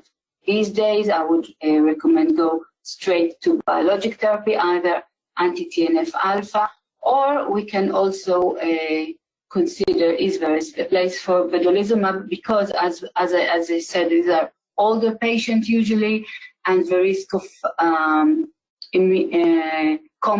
compromised immunogenicity is higher in these patients, as we all aware of now with the COVID pandemic. But we really have to consider the immunogenicity of this patient. So I would really consider either anti-TNF or vedolizumab, and not azathioprine in these patients. And of course, only in very severe and very stubborn cases you go to have a surgery. So to conclude, I hope I convinced you all that SCAD is a defined pathological entity. It is limited to the mucosa of the diverticular segment and to the interdiverticular mucosa, and this is the most important this diagnostic criterion. And because it is rare, and there is only rare literature about it, sometimes milder causes might go undiagnosed. With more severe causes, can be misdiagnosed as IBD. Differentiated diagnosis from IBD might be difficult and consist mainly on anamnestic data and disease location. But there should be increased awareness, and this is what we're doing now, about the condition, and to have cooperation between medical disciplines. And though you might say that if you misdiagnose SCAD as IBD, they will probably respond to the conventional therapy, it is still very important to make the distinction, because the natural history of these two diseases and the prognosis of the two conditions vary significantly. And then, therefore, it is really important to know if we're speaking about SCAD for the diagnosis. And treatment options, as we said, for milder cases, ciprofloxacin and metronidazole, 5-ASA and probiotics. severe cases, systemic steroids, and then you have to consider steroid sparing as anti-TNF alpha or maybe vedolizumab, as we said. Treatment duration might vary depending on clinical response and can last weeks to months. And with that, I would like to thank you all for your attention. And are there any questions? Next time, see you in Rome. Bye. Okay, first of all, let me thank Adi Lahat for her courtesy to stay and to spend some time with us. Again, thank you, Ladi, for accepting our invitation. I have a couple of questions for you. The first from the audience is, in your opinion, can SCAD be prevented? And if so, how? And the second question is, can SCAD evolve into a real IBD? And if yes, which type of IBD?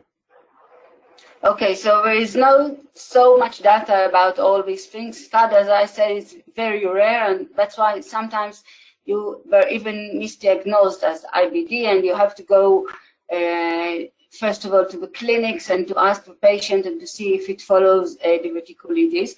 I think if you want to avoid SCAD, what you really have to do is to avoid diverticulitis, because it comes as a complication of diverticulitis many times.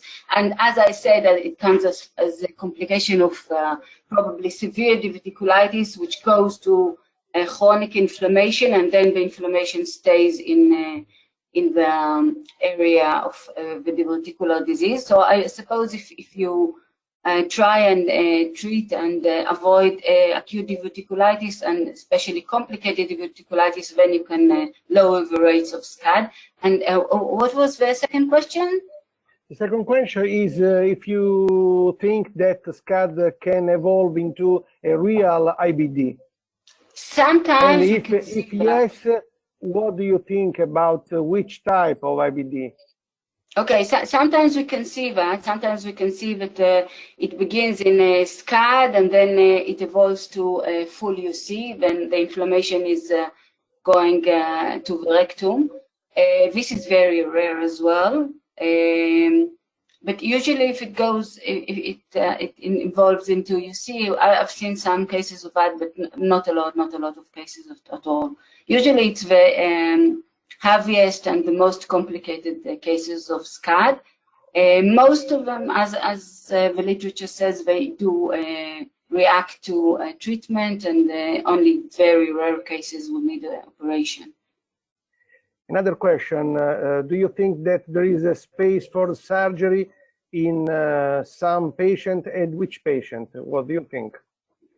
Okay, so as I said with my diagram of treatment, surgery is only at the far end of treatment in patients that do not react to any other treatment, or sometimes if you cannot give a patient the treatment, because as we said, it's only limited to the diverticular area, and if you cannot treat patient with biologic, or if you give them biologic for a long term, and then you have to consider immunogenicity, or if your patient is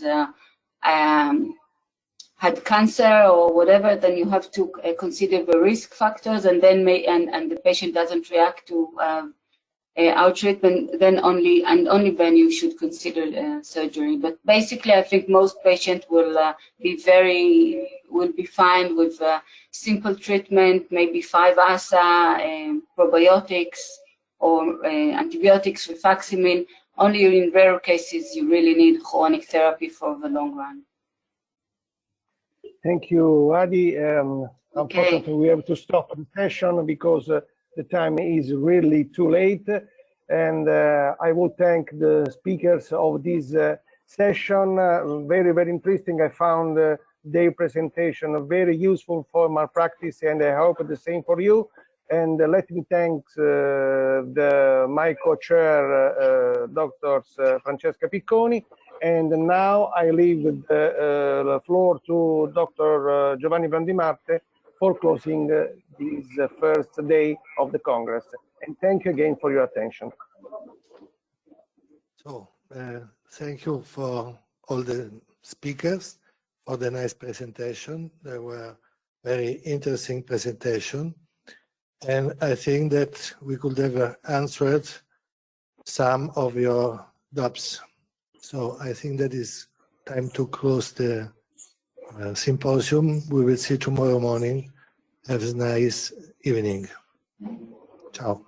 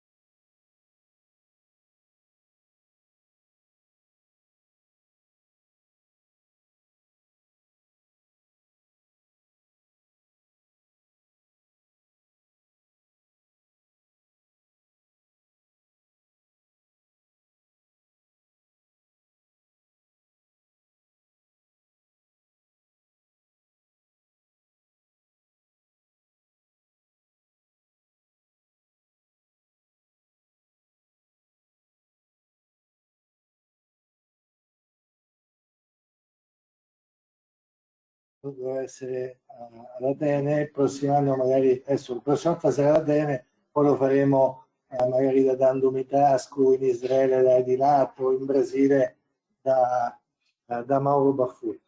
Vediamo, speriamo di riuscirci. Ci vediamo domani mattina alle 10. Ok, grazie a voi.